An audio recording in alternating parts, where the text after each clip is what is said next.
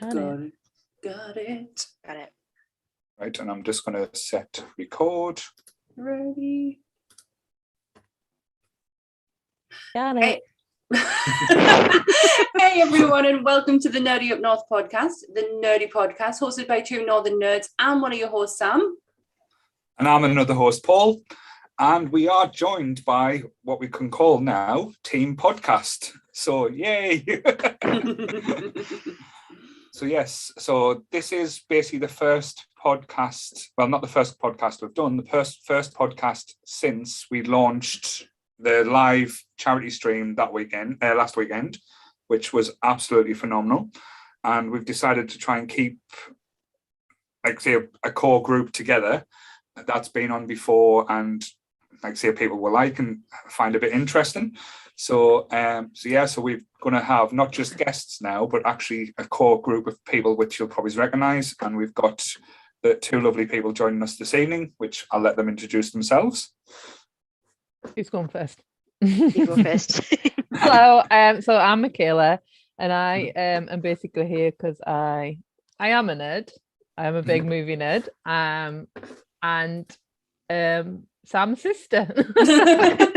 And to be fair, you demanded that you were going to be on this one. Oh yeah, I totally was like, I am doing this one. The minute she saw the list, that was it. Yeah.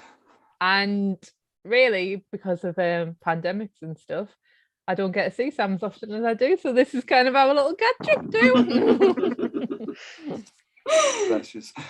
And the other lovely guest is... I'm Charlotte. You'll be sick of me face by now. I've been on loads recently. As soon as I saw the topic for tonight, I was like, that's mine. I'm in. I was like, I don't care who else is on. I'm in. Been waiting for this one. It's almost like we're battling people to actually come on the podcast now. It's like these topics, it's like, no, we're going to fight. We're going to do like a Mad Max Thunderdome at some point. So yeah. So yes.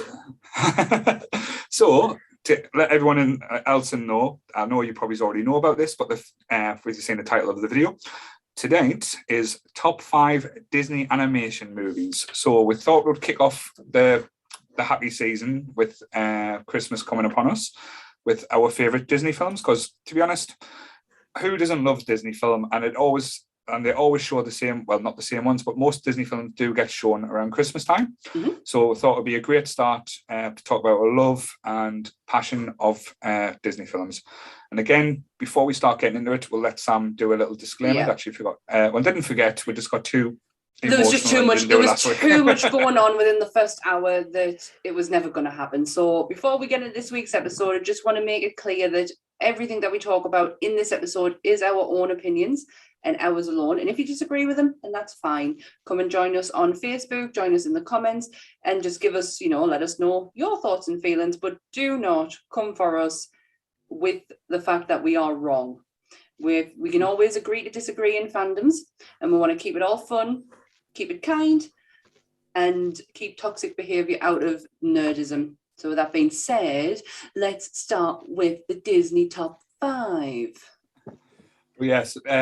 So again, I'm sorry to jump back a little bit. Again, I just want to thank everyone so much for last week. It was a bit of an emotional roller coaster when we got through it. And again, I know I've been heaping praise on everyone and anyone that's basically been involved with last week. I've never experienced anything like it in my life, and it was, again, one of the most special days I've had in a long time. So thank you so much for that.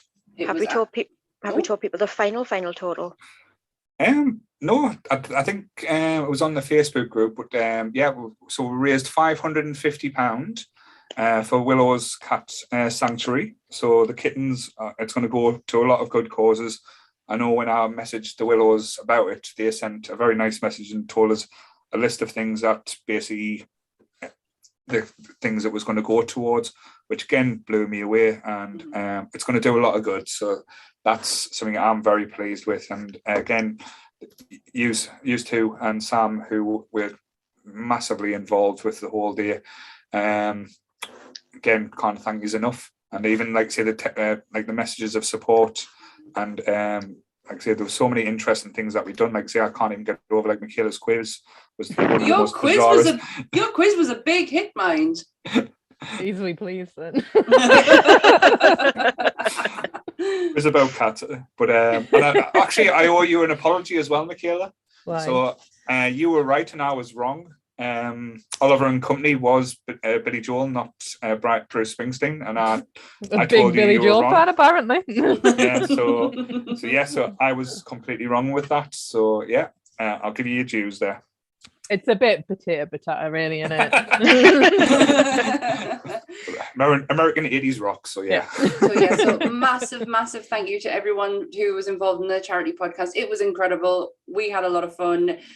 It was unreal. The morning after was like waking up on Christmas morning. Like it was unlike the amount of messages. I even got a present, so I was happy. Are we going to kick this off? Yeah, so again, as Michaela was the one who called Dibs first and said she wanted to go first, so we'll give her the starting point. Yes. So I'm just going to do a little speech. Right. There's not many things that I can like talk about a lot on these. There's a few things that I love, and really we've talked about them. It was like true crime and what was the other one we did? What was it? Disappointing movies. It was like movies you love. And anyway, but Disney is my absolute favorite. I love Disney movies. Me and Sam got brought up on them all my time. So as Sam was very like 80s Ghostbusters and that, now I was Disney toys. I had Barbies. Most of my Barbies were Disney Barbies, like ridiculously girly stuff, which is not really me, but like absolutely loved it. Like me and Sam had the absolute privilege of having parents who like worked their asses off to take us to Disneyland. Like it's just embedded in our childhood, and like I'm nearly 33 now and I'm still like love Disney. Like absolutely obsessed. So yeah, Disney tattoos. So I'm talking to the right people. Yes. No, I completely get that as well, because like I say, I got engaged to my wife at Disneyland Paris. We went for our honeymoon at Disneyland Florida. Yeah, Disney is life. Yeah. And I will probably go through it with the different films. I know they're a massive corporation. I know like they have very problematic. I know some things we're going to talk about, but I am going to say it with absolute like rose tinted glasses. I know. Right? But so my first choice, and I picked this one, and Sam will know exactly because I was like, I'm going this one first because I can imagine she's got the same. Most of Disney films, obviously, childhood. Mm-hmm. This one came to me when I was 27, and it is Moana. My list. Yeah, I was going to do a big song for mine as well. Well, you just got that from me. But you can sing now if you want. You've taken the moment away. But I was so Moana, I think we just watched it maybe even at Christmas. I think that was probably one of the first times I'd seen it. Yeah. Uh-huh. It wasn't like we went in the pictures to see or anything, because obviously 27, no children. Just like, and I absolutely loved the story. First Polynesian princess too, which is just so lovely, of just like having this representation. Music is done by a few people, but mainly what people would know is that it's done by Lin-Manuel Miranda, who is if no one knows, I'm sure you all do, is the guy who wrote Hamilton, and other things. And just the music, the voices, the story, the animation, it's beautiful. The Rock, it makes us cry, but honest to God, every single Disney film makes us cry. Someone will pick Pixar films, I'll say I've cried in it. I cry at them all. But yeah, just a beautiful film. And there is like a classic musical section for Disney, which is like the 90s, like early 90s, and then it kind of teetered off and it went to Pixar. Pixar just took the reins and ran with it. Yeah. And then when Moana came along, I was like, this is classical animated Disney. It was I think with not the actual Pixar one, the Disney ones, the storytelling kind of like went a bit lacking, and they kind of went like, I know we had this argument before. I thought Frozen was just made just for a song, but Moana was made with absolute passion and like so much love in that as well. And again, even like the characters in it, it breathes to you. It like, I love The Rock. I think he's got charisma to die for, but he was born to play that. Like, just like, even if they ever do a live action, don't recast, just use The Rock. Yeah, use The Rock. It was one of my picks as well. I couldn't not pick this, and I had a feeling. I have a feeling mine and Michaela's might be incredibly similar. Maybe, yeah. Incredibly similar. But this one, like the music, I have the soundtrack playing all the time. Like, we always used to go to Sunday lunch at my mum's when he was still living at home, and anytime when we were doing the dishes, it's the first thing that went on, and we're just prancing around the soundtrack to Moana. The voice actors are in it amazing. I've watched the making of it where they're doing all the recordings, and just watching Lin-Manuel Miranda coach The Rock through You're Welcome makes me bawl my eyes out. Yeah, I think The Rock has done well. Like, he embraced that as well, because there's been like little YouTube videos or TikTok videos where he's singing it with his daughter and stuff. Oh my god, and it's just adorable. Absolutely I love. Sorry.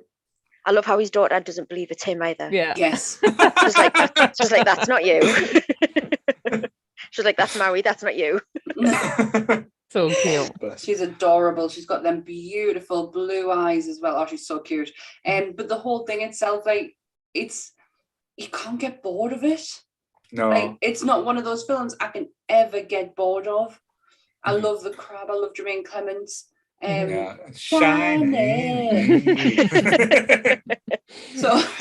So I had I was actually planning. I'm not doing this out of sympathy or anything, but I was planning on having a child at some point in my life, and the Moana soundtrack was going to be me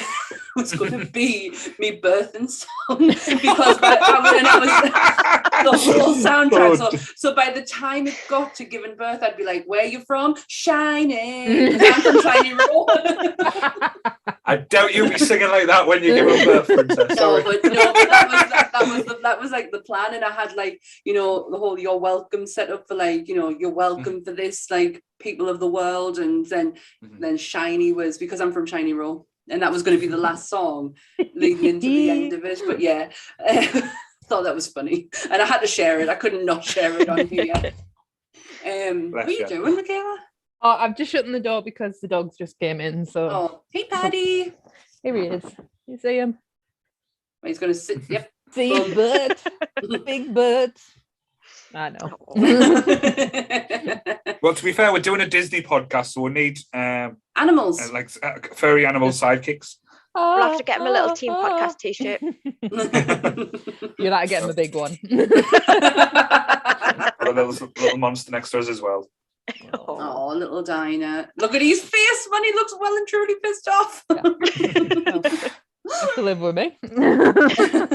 So yeah, Moana was my pick, and I'll say it's my first pick. So anything else, Michaela? No, just if you've never seen it, see it. It's a brilliant film. I think I really did like Frozen, and I know Frozen came out a couple of years before it, and it kind of just got like a meh reception. Like, people didn't really fully embrace it, and I think just like they're doing lots of like stage musicals. I'm like, that could be a stage musical completely. Yeah. Like, 100%. I would actually, like, I know Disney's going for the whole live action thing, where they think, I wouldn't mind seeing a live action Moana. I know there's certain ones I think it might not work, but I would want to see them with the actual cast, because the young girl who does Moana's voice, she could quite easily jump into that role. Oh, she's amazing. The voice of the grandma. Oh God, yeah. That is. So do you know Thor Ragnarok?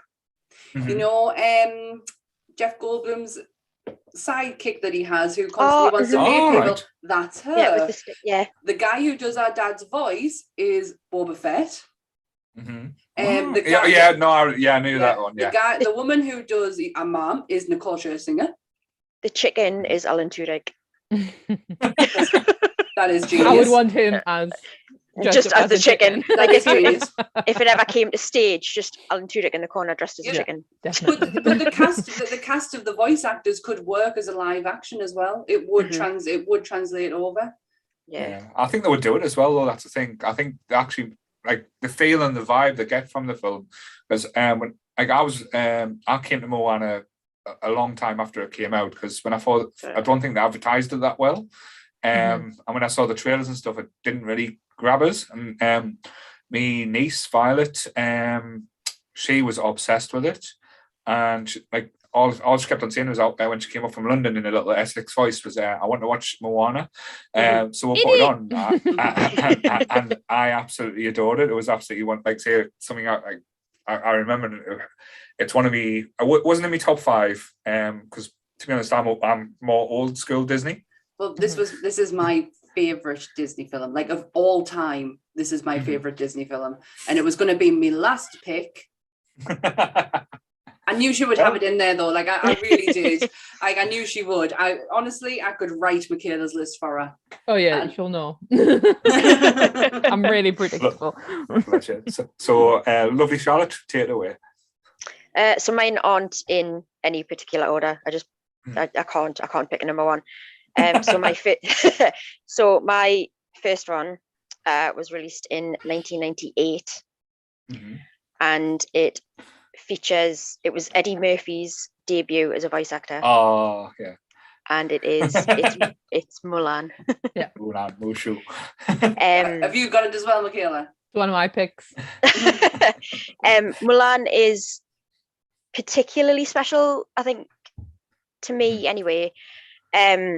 Because my dad's a massive Disney fan. Like we grew up on Disney, like yous, and we grew up with Disney princesses. And Mulan was the first Disney princess. My mum was born in Hong Kong, so she was the first Disney princess who looked like my mum. She looked like me. She looked like my sister.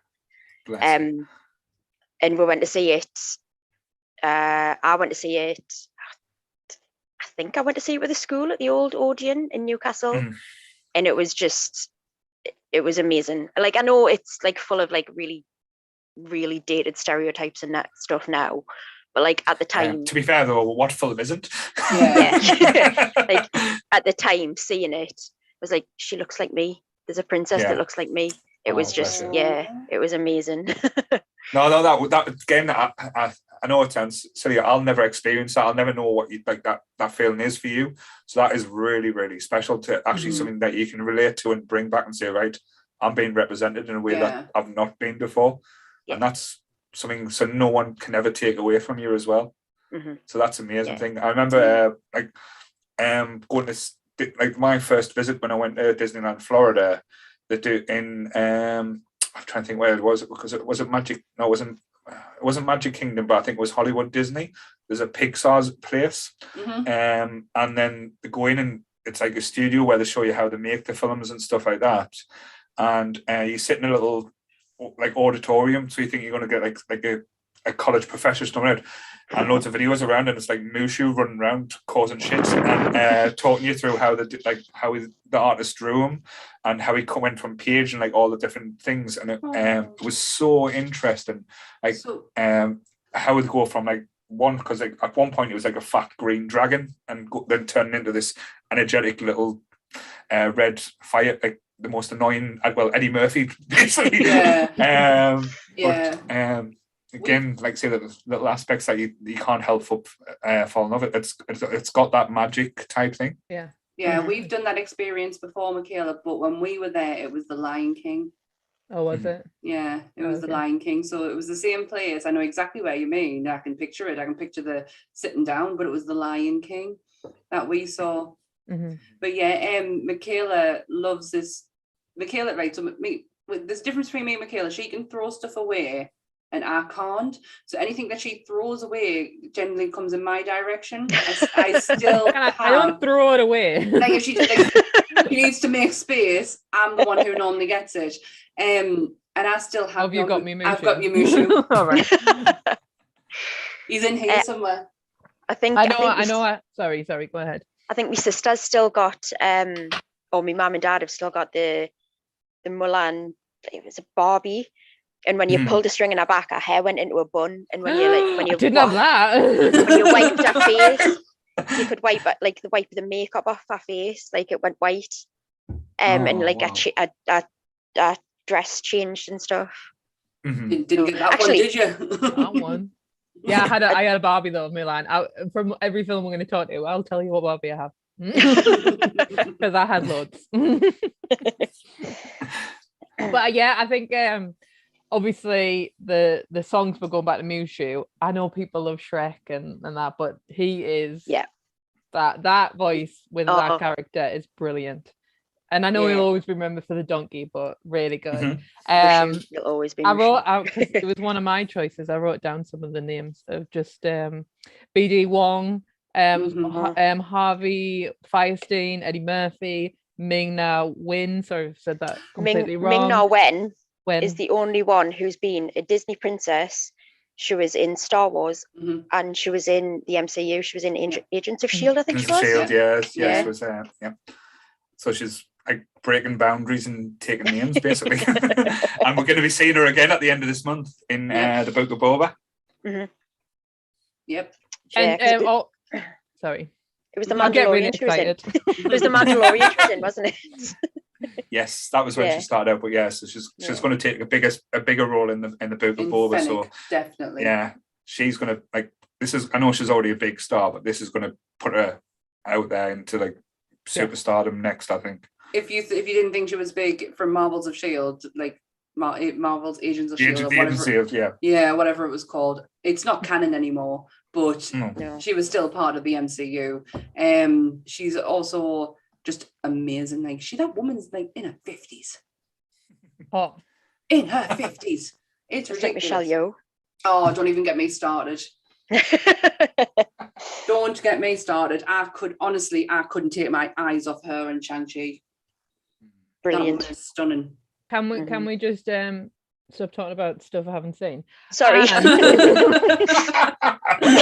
And go back to Mulan and how good the music is in it. Everybody knows a Mulan song, and you can guarantee it's probably Girl Worth Fighting For or I'll Make a Man Out of You. Yeah, Make a Man Out of You is always the one that, Yeah, and it was Donny Osmond who sang that, wasn't it? Yeah, my best friend got married a couple of years ago, and I sorted out a hen night, and we went to the Tyneside Cinema, which I don't go to now for reasons.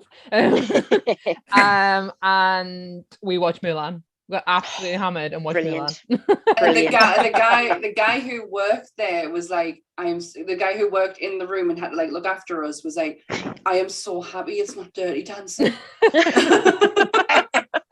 You're just so relieved. That was such a good night, and like totally like you couldn't have not picked that film for her because it's my best friend Nicola. Like I think it's her favorite Disney film, definitely. Yeah, but that's a good thing that you mentioned that, Charlotte, because like that's the standout for me. My memories with Disney is the songs as well. Yeah, like it's the ones that break your heart. It's the ones that make you the joyous and stuff. And I would like if you're happy to move on, or if you still want anything want to mention, I'll bring up my next pick. One tiny thing I want to mention is I vividly remember watching the trailer, and the trailer's really dark, and she's like sitting in the chair and her hair's over her head and that, and I just remember being like, just beyond excited to see it. And sorry.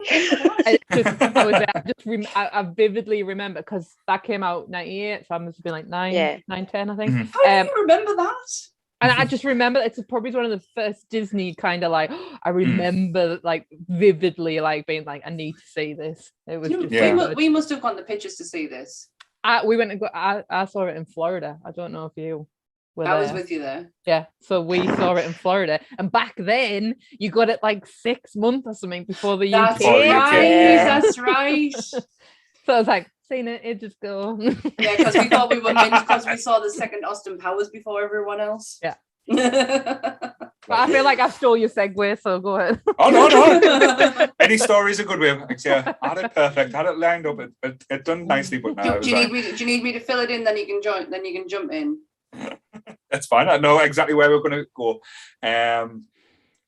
So like as I said with Disney songs, these picks have been annoying me. I know I don't normally change my picks, but I've even been changing them within the last hour before the podcast started. So again, I know it's probably cheating a little bit, but I do have backups as well. So if anyone picks mine, I'm doing a Kev. He introduced that, and we're not getting rid of that one now. Yeah, so I quite like that. But this one, it's my favourite ever Disney song.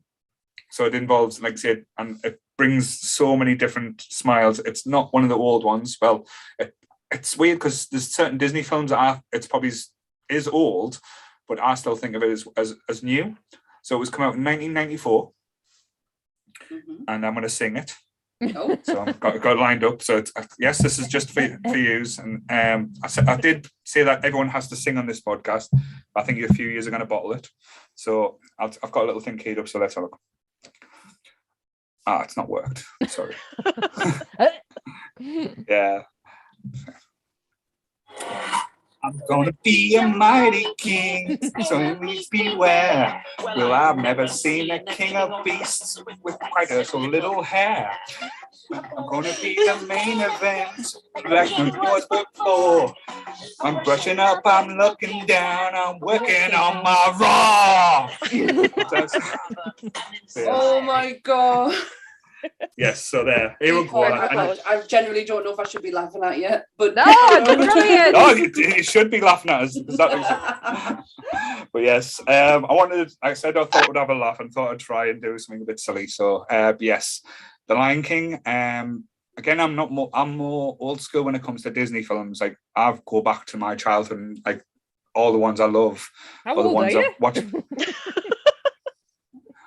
Well, like say, I've got older parents that used to make us watch all the old ones, and like say, if I was being naughty or quiet, I used to be sticking on Snow White or something like that, and I never used to really, because that's how I was brought up. It was in front of the yes, pretty much. Still like Steamboat Willie. That was like say, talking along on his little boat, but yes. So I've got Steamboat Willie somewhere. No, I've got a few Mickey Mouses kicking about, but no. Like I said, this was one, as I said, when it comes out the new Disney films, like I still class like Beauty and the Beast, Little Mermaid as newer Disney. Especially they're only 30 years older. Yeah. But I can still remember like going to pictures to see them, buying them on VHS when they first came out. But when I saw The Lion King for the first time, I was absolutely like overwhelmed. That's the only way I can describe it. It was just like the visuals, the colours, the characters in it as well. Like it's got some of the saddest scenes you'll ever see, and I know Disney do sad really well. Like I would hate to be a parent in a Disney film because I know I wouldn't last that long. And like say when they kill, like say of Simba's father Mufasa and like Scar, Jeremy Irons being absolutely scene stealing and actually chewing scenes perfectly, and as the most vile and seductive villain. That thing he just draws you in. He's and amazing. You can't you can't help but help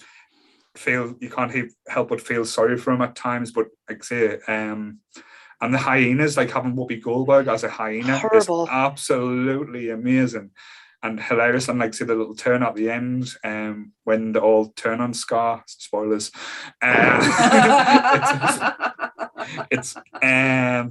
It's quite sinister and scary as well. But like even the pride and stuff, and then you get characters like Timon and Pumbaa and like Hakuna Matata.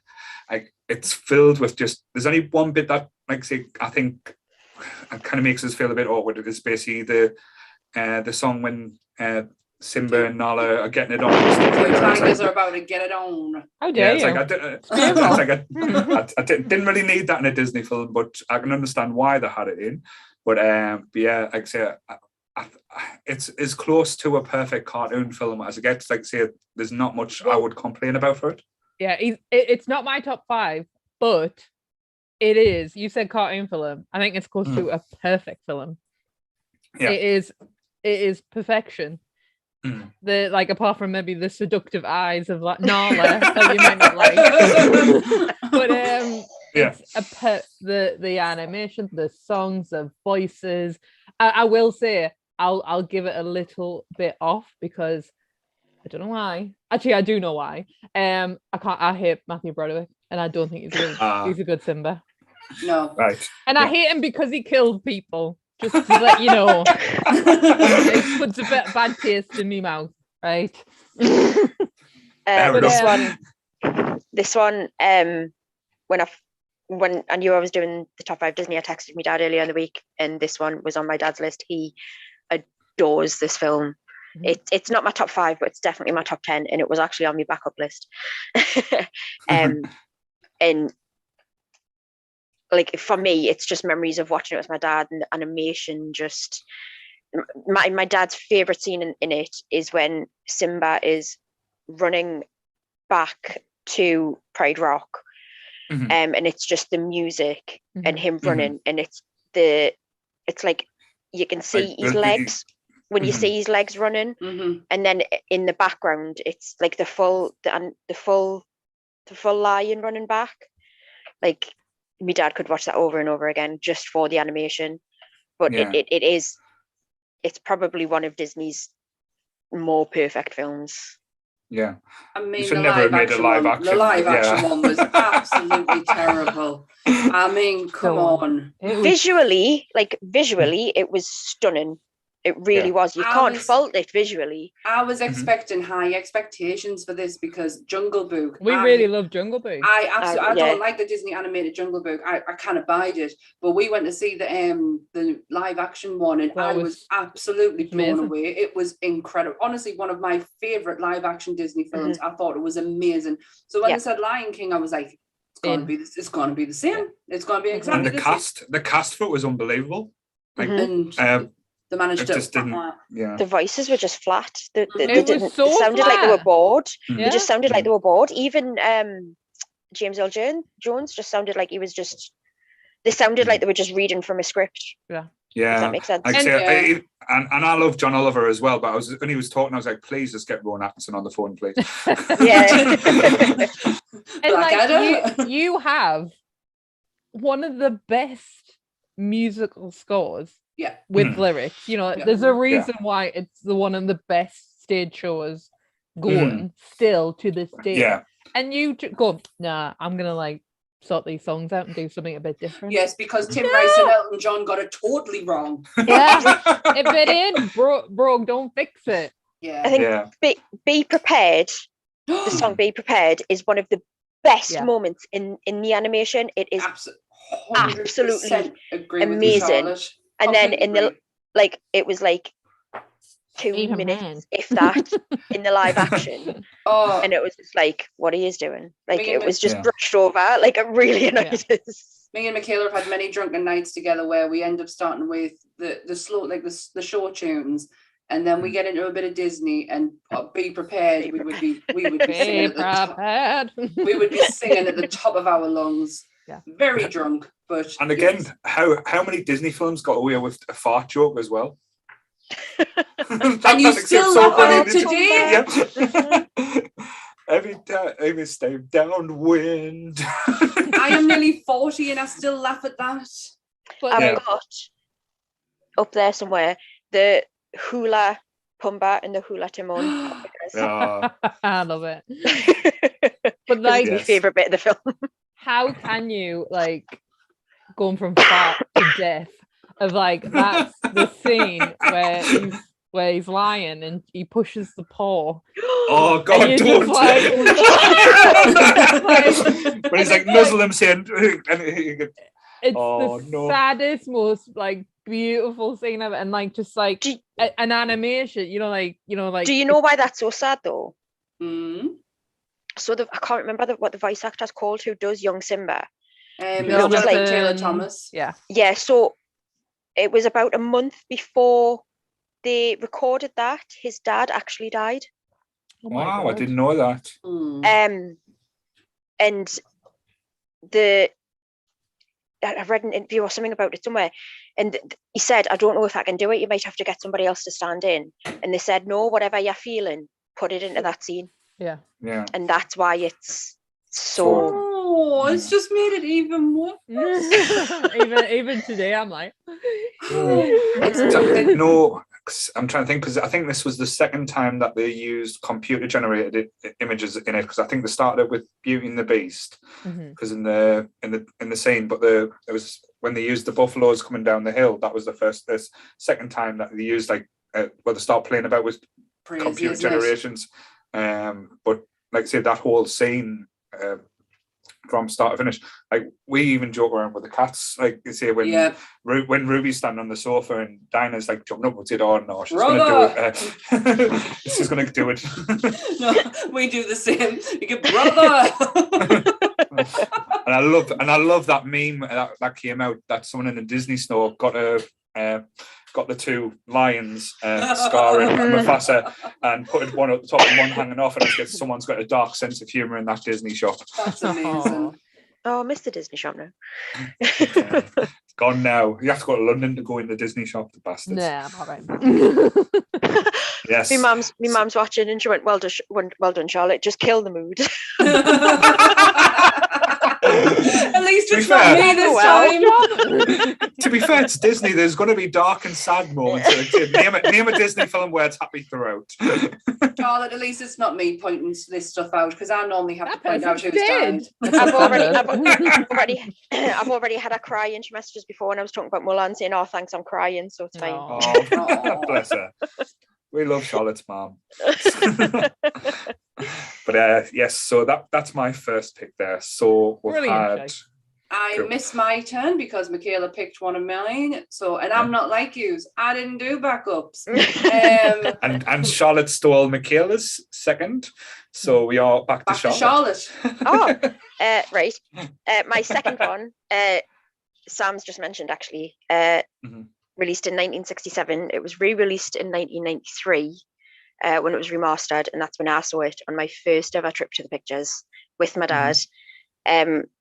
It's got the soundtrack is brilliant. It's got one of the first Disney songs I ever learned and ever remembered when I was 4, and I sang it all the Sing it away. Come on, Charlotte. It's the Jungle Book. Ah, yes. Oh, I like. I really don't like it. Yeah. I just don't know why. There's a few I really don't like, and that is one of them. I just want to punch Mowgli in the face. Sorry. Well, you're not watching it because of Mowgli. No. But he is there, Michaela. Yeah. He's right there. I love how they use characters from this film in loads of different things from the Jungle Book as well. It's because the scenes stolen straight out of the Jungle Book that got put in Robin Hood, where they just changed the bears up and they just made them dance the exact same way. But this is one of my first ever it's not me 5 because I thought it would get picked, but this was one of the first Disney films I ever watched and was just obsessed with. I was Shere Khan was just terrifying, how sinister he was. But I love the Jungle Book as well. Bloody terrifying in the live action one. My God, I have never felt intensity like it when he was on the screen. Is it Idris Elba? Oh my Lord, he was unreal. It was me in a little cage in the same row as us, and a pair of us were just hiding. There's hiding alongside a child. There's a computer animated one. It's not Disney. It's Netflix, called Mowgli. Which we watched last year maybe, and that's terrifying because Shere Khan is Benedict Cumberbatch. Oh dear. It's brilliant. It's heartbreaking. It's brilliant though. It's one of the best adaptations I've seen. Scarlett Johansson? No, she's in the live action one. Kate Blanchett is Car. Oh, see. Yeah, it's really good. I think I would have preferred Kate Blanchett. I know Michaela's really feelings good on Scarlett Johansson, but I really like her. Let's keep it. And her I thought her voice was perfect for it. I just don't know why I don't like the animated one. Well, why does Charlotte love it? Good question, Michaela. It was probably the first Disney film I saw. So it's the first one I remember seeing. And again, my dad's love for it, because King Louis, who was based on Louis Armstrong, is one of my dad's favourites. And we still, to this day, if we're all around my mum's and somebody goes, "What do you want to do?" somebody else will go, I don't know, what do you want to do? To the vulture to this day. I want to be like you. It was Bare Necessities that was the song I sang all the way home. It's a great song. But that's the thing, like the Jungle Book has some of the most iconic songs, like the bare necessities of life. And again, when you see the scene when he's like just chilling in the pool and Mowgli's like sitting on his belly, I do that in the bath. I used to put things on my belly in the bath and pretend to be just like below chilling about. But I love how, like, say, as you said, it got like spin-off as well. Like it got Tailspins, which was an amazing cartoon based like of the characters of them all. Was it's Baloo. Oh, I did not know that. And Louis absolutely loves Tailspin as well. It was Phil Harris's first Disney film as well. So Phil Harris obviously went on to do Little John. He was Thomas O'Malley. So without the Jungle Book, we wouldn't have got that. Yeah, I feel like the 1970s was very experimental. I think they were in a decline. Yeah. At that time, like they weren't getting like Disney loved the fantasy, Cinderella, shiny, like that. And then obviously he wasn't around in the 70s. And I think because they had to cheapen everything down, I think even in the 60s too. And I think they were a bit more experimental. So it was like, let's do jazz music, like let's do, The Jungle Book was actually the last animated film that Walt Disney oversaw. Oh, really? All right. Right. So. No, that's quite interesting, though. But like, I could watch the Jungle Book, the cartoon anytime. Yeah. I don't think I would ever get bored of it as well. Like the characters are interesting. I still get sad when, like I say, Bagheera sees Mowgli go off to the thing and finding leaves, but he understands why. But yeah, art-wise as well, like the artwork is absolutely brilliant. Like the characters, I remember drawing Baloo and like say Bagheera when I was a kid and trying to perfect it, but never quite getting like say the lines right and stuff. But it was always my dream. That was one of the first ones I watched, and I thought I want to be like work for Disney. I wanted to be like an animator when I was a kid, but didn't quite work out what it is now. That was one of mine. That was me. And it's funny because if you actually like look in the history of animation at Disney, it's shocking. It's really bad. It's all copyrighted. Like see they use the same scenes and just change the heads and stuff. No, you just feel like so my partner's an animator, doesn't work for Disney, clearly. Sunderland. But there's like famously like no unions, got paid very little. I think people think animation, you're getting paid like it's a very like especially like with your Disney's, your Pixar's, you're a team of hundreds. Yeah. And Pixar make it look so fun though. Like the Pixar studios look like the best place ever to work at. It's a lie. One of them hundreds who worked as a Disney animator was Millicent Patrick. Who you know who Millicent Patrick is because you read about her. She did The Creature. She is the model. She created Creature. She did the model for it and everything, concept art. She worked as a Disney animator because it was so easy to get in there because you were just never seen. Like because there was so many of them, she just walks in, takes a seat, and just starts drawing. And I have a very good friend who has been and done a few works for Pixar. And he's not allowed to show inside, but he can show the reception area, and it looks magical. Like really magical. Cool. So very good pick there. So I'm glad the Jungle Book got a mention. That was always like I was one of the ones I was worried about leaving out. Yeah, I wouldn't have been upset. I'm not the biggest fan, really, but when I was thinking, it's like if we had like all the time in the world, like 12-hour marathon. Let's rank all the classic Disney films. Idea for the next charity one. Maybe next year. I'm still having nervous twitches about that too. At least we've got a team now to do it, not just me and Sam. Yes, so I'm going to go more modern.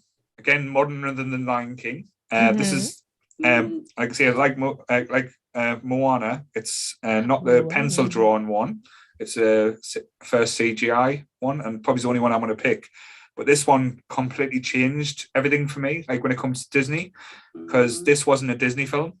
This was Disney doing Marvel before they kind of got Marvel. Oh, you picked this one. I didn't think we could. So it wasn't Pixar, so it is Disney. So it's 2014, Big Hero 6. One of my favorite bloody films, and I didn't.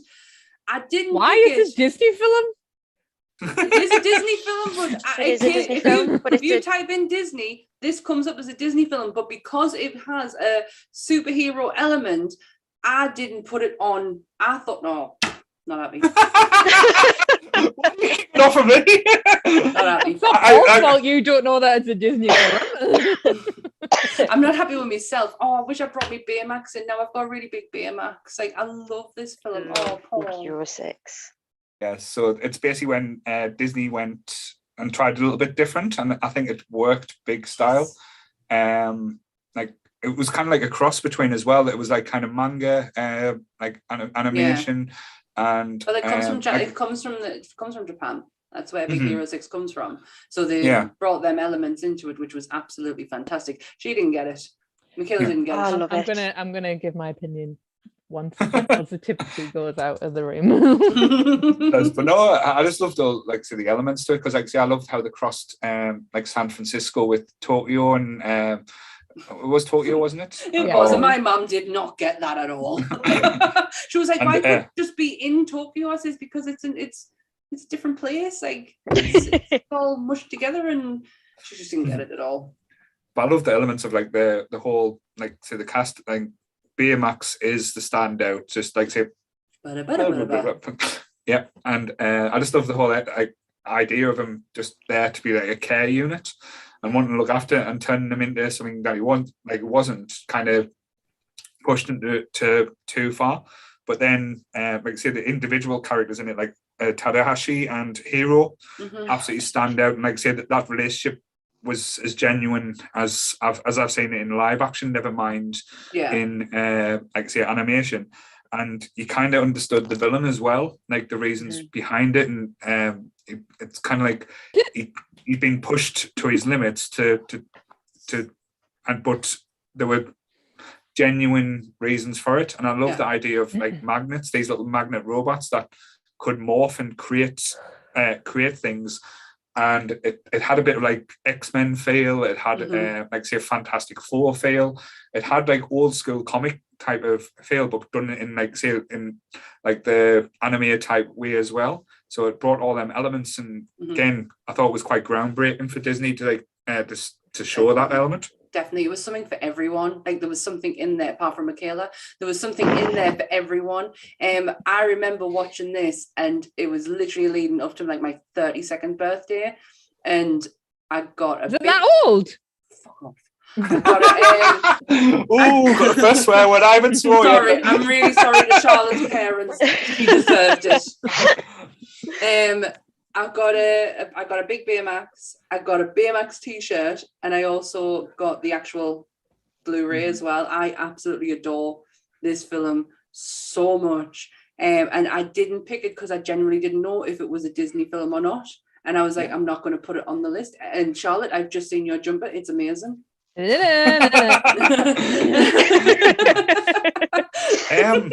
we're getting more Baymax. He's getting his own TV show. I know. Isn't there already a TV show? I know they brought it out, but it wasn't. It didn't do very well, though, did it? It wasn't the same field, but they're using the same actors. They're using the same type of effects. They're going back, and it's basically Baymax has been mailed across the world or something, or to another family member. So he's going to be getting his own little stories and little side quests, which excites me a lot. There's not many Disney films I hate. And I am very like over the top. I don't like it at all. I've seen it the once. I didn't like the story. I didn't like the characters. The little thing was cute, don't get us wrong. But like I just didn't. I thought it was very generic. I really didn't like it, and it really annoys us. Like you see this like this like posting all the time, and it's like Big Hero 6 came out at the same time as Frozen. Everyone loved Frozen, and Big Hero 6 has this, this, and this, and this. First of all, they can live in the same world. No shit on my Frozen. Don't shit on my princess Disney fantasy that isn't important, and it's all about sisterly love, and say that you can't have this in the same. Just because it was about brotherly love. So it's saying that this is lesser because it's shiny and very Disney-fied, and this is better because it's a little bit more smarter. And honestly, I didn't connect with it in the slightest. I'm so obsessed. But I think that's a lot of fandoms do that though. Like they try and separate with toxic shit in it. Yeah, it's just all that like crap with thing. But I think everyone has its morals. Like I know I didn't. Like I can understand why you don't get it, because when we've had before, you're not big into the superhero. Because you're not big into the superhero stuff. No, so we know that's not your jam. So again, I think that's where Big Hero 6 found it didn't do as well when it came out, but as the superhero thing got bigger, people started noticing Big Hero 6, and I think that's where it found its audience. Yeah. So it's got like a big sort of like almost underground following, because it wasn't like, honestly, I'd never heard of it. And I told, obviously, whenever I watch something that I think is amazing, I tell Michaela, even if I don't care if she generally likes it or not, but I really cared that she did not like this, because I loved this. I was so disheartened when she texted us after she watched it and just went, well, I don't get it. And I was like, all right. The thing is, even now, Disney is doing a good job, don't get us wrong, but like Pixar, and I know Pixar is Disney is Pixar, blah blah blah, but their films are so good. Like the emotional story, the meaningness, the animation, just everything about them are just so beautiful. So when Disney comes out and being like, I'm going to do this, it just doesn't, there's a disconnect for us. Like that one, that Zootropolis one, like really, it didn't like connect with us. Like, like I'll watch Soul. None of these are my choice, and I apologize if I took anybody's. I watch Soul, and I was like, it just like inside out, just like hits you, and you're just like, oh my god, like, and you just have these like emotions. You want Zootropolis, right? We get it. We watched racism, like it's just very like we watched childish behaviors. We watched Soul last Christmas, and I found it to be quite probably more like adult Disney sort of theme to it. There was quite a lot of like deeper messages that I don't think the younger audiences would have got. Is that Soul? I've not seen it. Yeah. I think my mum said that too. It's heavy. Yeah. I thought that about Inside Out. That got everything in me was just ripped apart. And Michaela made me watch that. I was I was in hysterics at the end. But Sam, what was it called? It was Onward as well. That one was like when Disney went. Paul. Yeah. I was traumatized. At the end of it, I was like, when you just can't like breathe, and you're trying to like hold your tears in. I was just like, very good film. Cool. So yes, so we've got. So I'm sorry I shat on some Disney. No, it's fine. Everyone's entitled to opinion, so I'm more than happy to do that. So let's have a look. Let's have a look there. Oh, is it Paul next? No, I've just done Big Hero 6, so it's you. Oh, it's not me, it's Michaela. We're back to Michaela. Yeah. No, because Michaela goes first. She's had a pick, and she picked Mulan. You had. So this is my second choice. Yeah, so it's your second one. Oh, okay. Yay! Hi, everyone. Welcome to the Saturday. So I'm gonna go with this one because I have a feeling I might take another one of Michaela's choices away from her. It's from 2000.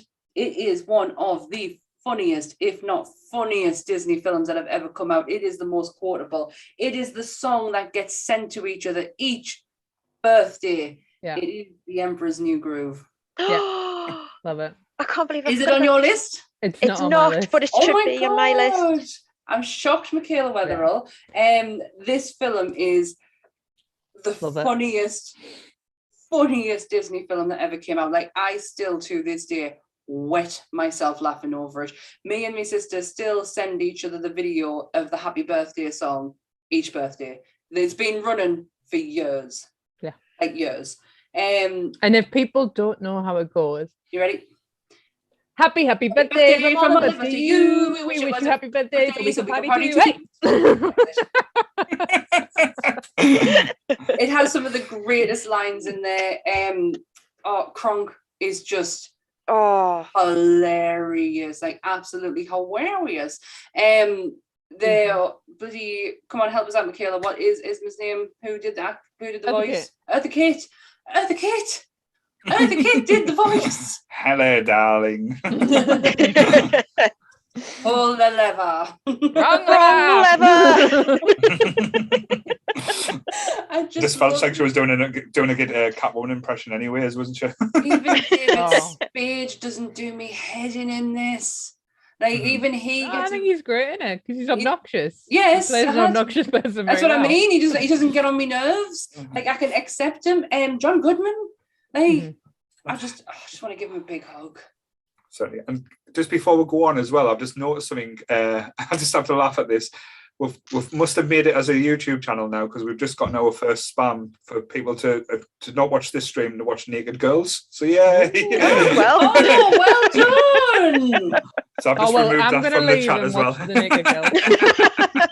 Well done. So yeah, I just had a laugh there. That was great. Back to the Emperor's New Groove. Sorry. During the Disney one as well, really? I know.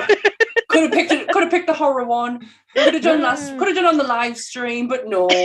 We'll pick Disney. We'll put shit all over Disney for you. What was I going to say? The Emperor's New Groove. It's great. It's got some great songs and a great cast. Absolutely hilarious. Completely, utterly, 100% quotable. I'm probably convinced me and Michaela could, in actual fact, reenact the whole film out in its entirety. Again, another one that like we watched a lot later and had absolutely no expectations. Like, and it's very underrated. Like, as a film. Yeah. When lockdown happened and Disney Plus came out. I stupidly give me logins to me mum and my mum and dad and my sister. Still have it. And on a Saturday night, obviously when it was major lockdown, couldn't go out, couldn't do anything, get in your house, lock your doors. On a Saturday night at 7:00, we would all log into Disney Plus and watch a film of someone's choice.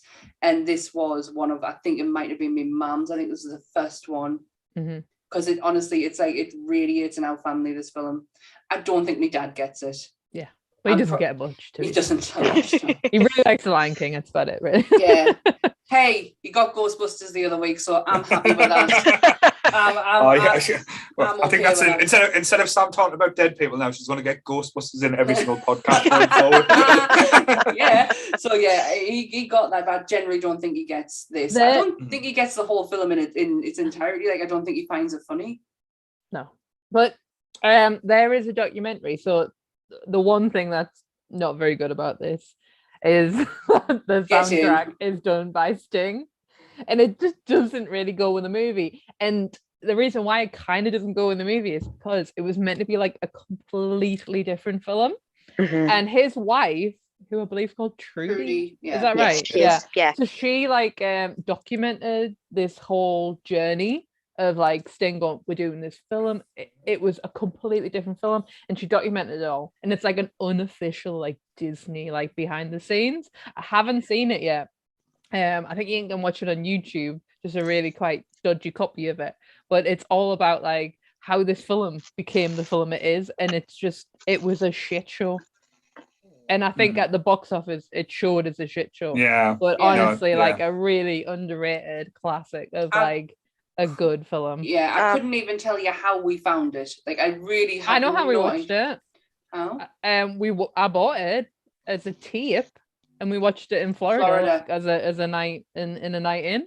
I went to see it at the pictures when it first came out.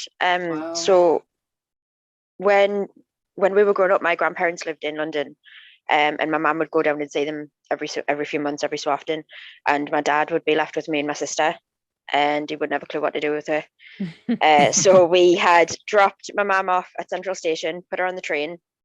My dad took her for our first ever KFC, then took her to see Emperor's New Groove. And 4 or 5 days later, when my mum came back from London, me and my sister were still walking around shouting at each other, llama face. So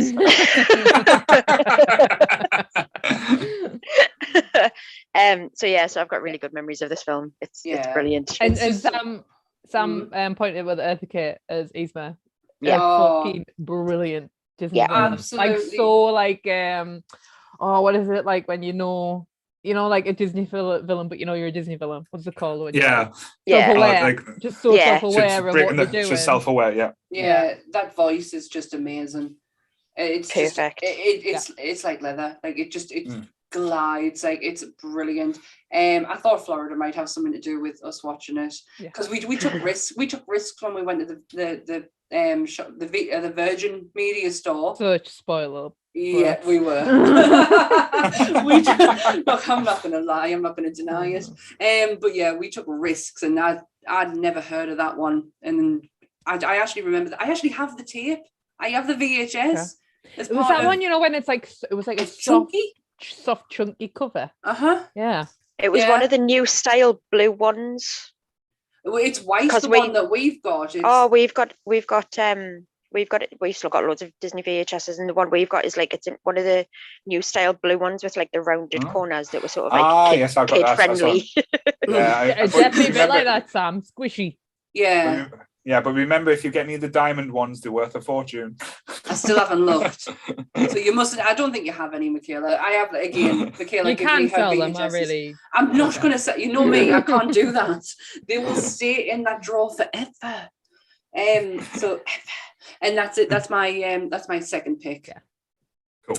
So on back to Michaela now. Oh, was the Emperor's New Groove in one of your top? No, it was not. I'm shocked.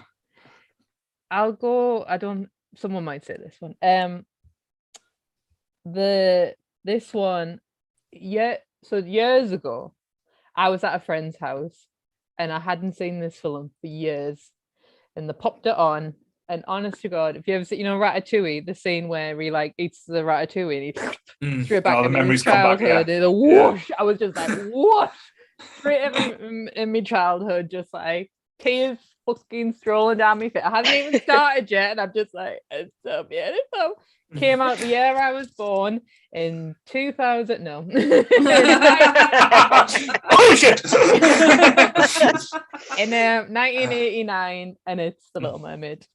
Absolutely. I don't know if anyone had it on the list, but was that Charlotte saying that was on hers? No, it was on my backup list, but I was so torn between this and another one because this was my sister's absolute favorite.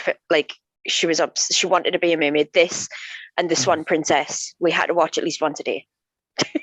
I'll hold my hands up. I fancied Ariel. Like, see, I had a crush on Ariel, so it was easy. She was easy on the eyes. I wanted her hair. That hair. Oh. Yeah. So so The Little Mermaid is Hans Christian Andersen film. Book, sorry, and I love it. No, it's like I grew up on it. Guess what? Had a Barbie doll who actually got her arm chomped off by one of our dogs. Honey. Our first dog, a Rhodesian Ridgeback, decimated the majority of Michaela's Barbies, and then Sam decimated the rest with cutting the hairs off. And then, but yeah, so, Honey. So she's the evil person from Toy Story. Yeah, she is. She is Sid. Honestly, I got grounded for it. But no, Ariel got her arm chomped off by our dog Honey, and so she was a lovely disabled Barbie doll. We loved it. We loved it nonetheless. Yeah. And a big reason now, like to this day, why? Because it's quite a problematic story. Like it's very much like a young girl gives everything up to be with a really, really boring man. Like, just like. Well, to be fair, we don't know how boring he is. He doesn't get much of the story. He was a prince. That's it. That's it, really. Yeah. That's what he had A going prince for him. like in like where? Like France? Is it meant to be France? I don't even know where it's meant to be. I don't know. The prince. Anyway, the thing why to me it's like still to me is the music again. Yeah, It's the 100%. music. And I just Mhm. want Are to you going talk to give us a about rendition? if I could sing, I would. But like part of this world, I know all the words. Yeah. All the words. And I will wanna belt be that out. where the people are I'm not and doing see it, Paul. them dancing on If their... I had more red wine, I would join in. But this is why I kind of wanted to talk about it. Was so the guy who composed it was it was two guys who wrote it and composed it, and it was Howard Ashman and John Musker. Alan Menken. They were the two Yeah. that written and directed. If I cry through this, I apologize because I watched the documentary. Yeah. So Alan Menken works amazing. I think he worked on The Lion King. He's worked on so many amazing things. But Howard Ashman is a lyricist, and he did like Little Shop of Horrors, and there's a documentary on Netflix. Disney Plus. Disney Plus, sorry. I think it's just called Howard. Mm-hmm. And it's absolutely brilliant. And he did The Little Mermaid, Aladdin, Beauty and the Beast, any more I can't think of. They're not on my little list. And he won 2 Oscars, one for The Little Mermaid, and he, unfortunately, like many gay men, in 1981 died of AIDS. And it's just beyond heartbreaking, because he was so talented, and he saw what musicals in films like Disney could do for musicals. Yeah. And I just don't think, and I think, don't worry, there's many other people who do this, but I just don't think they get the credit, Disney musicals, at all, to be like a legit kind of form. I would never have known this name if you hadn't said, go and watch this documentary. And then obviously it just opens up, you go down the rabbit hole and you read it more and more. I broke my heart just watching him because it was a Beauty and the Beast that he worked on when he was that really, one, or maybe Aladdin. He died. It was Beauty and the Beast. He was so poorly, and you could just see like the effort just to come in to like, but he still worked his arse off. Like, regardless of how poorly he was, he still worked. It's such a beautiful documentary. It's a really good documentary, and I don't want to like good. make the Little Mermaid sad, but like that's why these songs are so like just hit you even to this day. Like they are. I mean, that's what Little Mermaid is. Like the story is like not, and the animation and all that's great. And Ursula is like, it's the music that makes Little Mermaid. It's the music, like I was going to touch on that because I think as well with not just the music, but I think what Disney do as well better than most films is the villains. Yeah, the villains always top notch, like stand out. Like a lot of people's favorites are the villains. Like say if you look at Maleficent, Ursula stands out head and shoulders above the others. I know my wife's dressed up as for Halloween. Sam's got her ears on, but as well, like I know when we done, I know we're going to talk about Florida a lot because but Florida's not for kids. We did the Mickey Mouse. We done the Mickey Mouse's Not So Scary Halloween party. Yeah, and at the start they had the villains parade, and like say the performances and like say the reactions they got were just something out of this world. But I remember like Ursula just being terrifying and stuff like that, and like when she's doing the whole song to get like bewitching her to get her voice and stuff like that, it's just mesmerizing. And them little fish things, them little things that they turn into, creepy. Yeah, just creepy as out. Yeah, the best vocalist I have ever seen of doing Ursula's song has always been a man, and honestly, it is Titus. Oh, I love Titus. Titus. I do know his Titus Dunn, but that's the guy from that's his character's name. But he's Titus. But him singing that song is just unreal. Like, so there is some really good male, because it's so low, isn't it? Mhm. Like, it's such a like a baritone kind of sound that they can get away with it. Yeah. So mhm. they're doing the remake. Yeah. And I Yeah, don't yeah. like so Ariel's gonna be a black woman. Oh my Mhm. god, the shock horror. Who gives a shit? She's It's a like, woman that lives under the sea and just half fish. Get she's over a it. fish, like, and then the woman who's gonna play it, unfortunately, I can't remember her name, but I know she's a singer, gorgeous, Mhm. stunning woman. Why was not anybody outraged that It's Melissa Haley or McCarthy?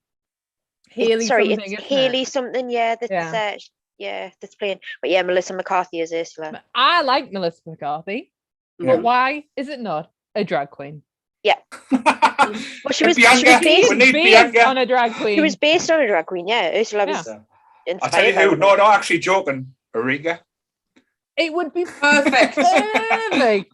Perfect. Yes. Erika Yeah. would do that amazingly. I know Lin Manuel Miranda's doing the music for it, and Mhm. David Deeks is going to be Sebastian, which Yeah. I am. That's the reason I'm That's the reason I'm watching. Was Queen Latifah not Ursula in the live stage Yeah, thing? That she they was. did? I think she Mhm. was. Yeah. She will. Brilliant.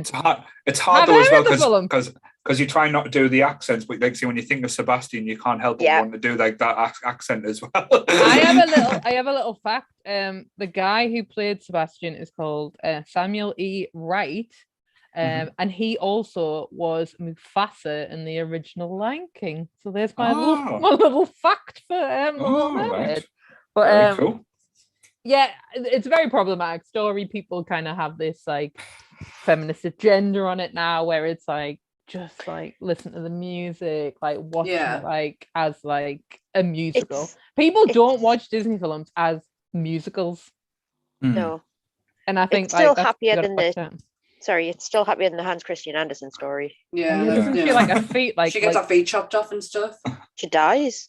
Oh, like that. She dies. Jesus, Charlotte. No, at the end of the Hans Christian Andersen story, the prince rejects her, and she turns into sea foam instead of living without him. Oh, You know what? Wow. Let her have a daughter in Little Mermaid 2, 3, and 4. Exactly. right? Yeah. Wow, that's dark. That mind. Can you remember the Little Mermaid? I can't remember what it's called, but the Little Mermaid TV series that they had as well. Vaguely, because they did quite a No. few, didn't they? They did like Yeah, it was- Aladdin I remember one. the Timon and Pumbaa one more than Yeah, they had I can't remember what it's called now. It was Ariel's Tales or something like that. But my sister still got, oh dear, that's Yeah. a problem. Yeah. Ooh. my sister still got some of them on VHS. But the TV series was quite. I think it came out in the early 90s, but the TV series was quite different for the time. It featured mermaids of color. It featured disabled mermaids. Like it Oh, sort of so it's kind of like progressive before its time type thing. Yeah, there That's was cool. one mermaid that she was only born with one arm, and yeah, it was. Well, she lived in our house with only one arm. So maybe you've got that. Maybe he's got some copyright ideas there. So it's like, like Scarlett Johansson's just won a court case, so you can do that. So Disney's not get on it. That was But yeah, good. I like the Little Mermaid. Like I remember the VHS because I didn't see the other pictures. I know it sounds stupid. Like again, and I am not the most masculine of peoples, but I was one of them boys that as a kid saying, "No, the Little Mermaid's a girly Disney film. I don't want to see that film." But then secretly really wanted to watch it. Get home and there's like posters of Ariel on your wall.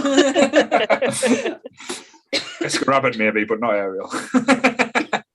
But yes, good pick. So on to Charlotte's third pick now. Little Mermaid actually leads in nicely to my third one, because my third one is Beauty and the Beast. Oh, yeah. And it was the last film score that Howard's that one. It was the last full film score that he completed. Before Howard Ashman. But he never. The sad part is he never saw the greatness of it. He never saw. He never, because it was nominated for an Oscar, and he never got to see that. So sad. Yeah. So honestly, Paul, watch the documentary. It is absolutely incredible. Yeah. You'll be blown away by it. I will give it a go. But if you love like like Little Shop of Horrors, like the guy who wrote Little Shop of Horrors wrote Beauty and the Beast. Like you can't even like imagine Yeah. like That's them worlds amazing. classing. So again, why does it mean so much to you, Charlotte? I just loved it. Like it was just everything about it. It's just Like, from the start, like da-da-da, you're just like right on in, like you're just in. The music, and it's got some of the best animation in it. Some of the animation is absolutely stunning, and I wanted to be Belle. I wanted that library. You are Belle, aren't you? The little book club thing. I haven't got the really- library. We haven't mentioned the book club yet. The book club's on hiatus for the moment. We'll get there though. But no, you really are like the real life babe. You love books. You got long brown hair. Just need to You've put got this. a beast. You've got a beast as a boyfriend. Well, there you go. Good job you can't hear that. Yeah, just everything about it. It was just Yeah, it's like stepping into an old childhood book, if that makes sense when you're watching the film. It is. Like, It's one of the more immersive ones. Like it's one of the more immersive Disney films where you really feel like you're in there with them. Yeah. And it's like I said, and some of the songs in Angela Lansbury is absolutely. She's again. I love every aspect of Beauty and the Beast, but she is the best thing in Beauty and the Beast, which is a big thing to say as well. She recorded all her dialogue for Beauty and the Beast while she was on set for a Murder, She Wrote. And That's she did amazing. While she was killing did it people. on her break. She did it on her break, Solving while she people's was on set. murders. She And wasn't solving them. She was the biggest serial killer of them all. And then popping off to sing a quick Disney song and coming back. Oh, that's I love Our that. woman. Yeah, and I remember seeing I think they done a show a few years ago where before the film came out, she actually came on stage and sang it, and it's on video, it's on YouTube. To search Angela Lansbury live performance, and honestly, it does bring a tear to your eye because you can see her. That wasn't there before. That one. Love it. The live action one I actually really enjoyed, and I had really low expectations because Emma Watson. Yeah, we don't like. We do not like Emma Watson, and I had so many low expectations for it, but it was good. We'll say we don't know Emma Watson. We just don't rate her as an actress. No, yes, I don't know her personally. She could be lovely, but she really put a bad taste in my mouth with Hermione Granger, and that acting from one. Wait there, that's next week's podcast. But she was. I could get away with her. I could actually stand to watch her, and I thought she was really good. She is made for just for basic roles because it's not that hard. No, my mum. This is my mum's favorite Disney film as well. She absolutely loves it as well. My dad's just texted it saying, and like Belle, Charlotte is also stubborn and determined. Thanks, Dad. Code for a little bitch. I don't know if you have ever watched the Christmas Beauty and the Beast. I love that. The Enchanted Christmas. I watched it. I was putting my tree up on the 1st, and I actually wanted to watch Scrooge. I don't have it on anything. I was like, how dare. And so I put that on because my friend again, Nicola, who's my best friend, we watched it around hers once, and it's great. Like, yes, the animation's very cheap, and it's the same voices. All brilliant. The same voices. The songs are great. Tim Curry's in it. Like, it's a really is he? Yeah. He's the villain. Lord something. Is it Lord something? Yeah, he's like so he's a composer. He turns into like organs. Like, what? Oh, yeah. Oh, organs. Organ, not like all right. Your body. It's not that type of film then. And it's a lovely little charming show. I love even Gaston. Like say Gaston. Oh, I love Gaston. And that song that him and LeFou do. I love the animation one. I absolutely adore the live action one. With Josh Gad and Luke Evans. My God, that gives me Goosebumps. The only, I think, for me, so I wasn't the biggest fan of the live action one. There was elements of it that I really liked. There was parts of it I really didn't like. The only other person for me I think could have played Gaston that well is Hugh Jackman. Yeah, it would have been good. He's not tall. He's not tall enough. He He's played not him. tall He enough. played him on Like. stage. He played him on stage. He was Gaston in one of the first runs of the Broadway show. It's To be gonna fair, on though, Untitled, you know. Yeah, I know it's coming out. It's like the Christmas time, isn't it? It's out in a few weeks. Yeah. But with that Hugh Jackman on, I think, like I say, Donna would just be gushing all over the place. Like I say, she's absolutely obsessed with Hugh Jackman. But Just the voice. I don't think he's got a great singing voice, but I don't think he's tall enough to be. I think it's he wasn't great in. I think it depends because he wasn't great in Les Miserables, to be honest, but he was great. Heard him sing. I believe we actually watched that. Yeah, if you hear him singing in Oklahoma, he's absolutely amazing in Oklahoma. Oklahoma. That's for the musical episode. So I didn't mind him in The Greatest Showman either. Like I didn't. Yeah. I love The Greatest Showman. Can I just pause it for everyone? Kev loves The Greatest Showman. Sam talked about The Greatest Showman, and I know we're live, but I really need to go to the toilet. Goodbye. Too much wine for Michaela there.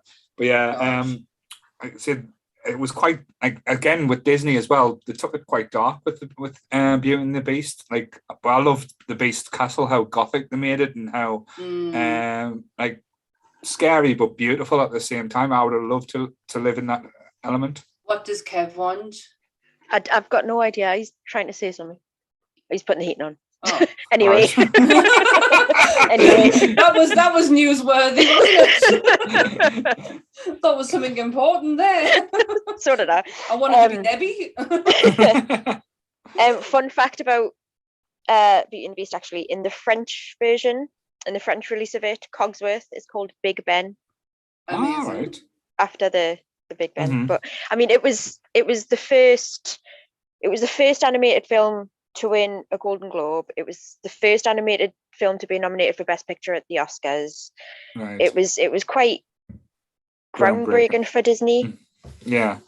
No, like everything they've done, like you can tell there was love and amazing everything they put in. Like even like that ballroom scene, as I said, it was the first time stunning. The first time they used like the CGI element where they crossed it with, and they did it in a way that just worked absolutely perfect.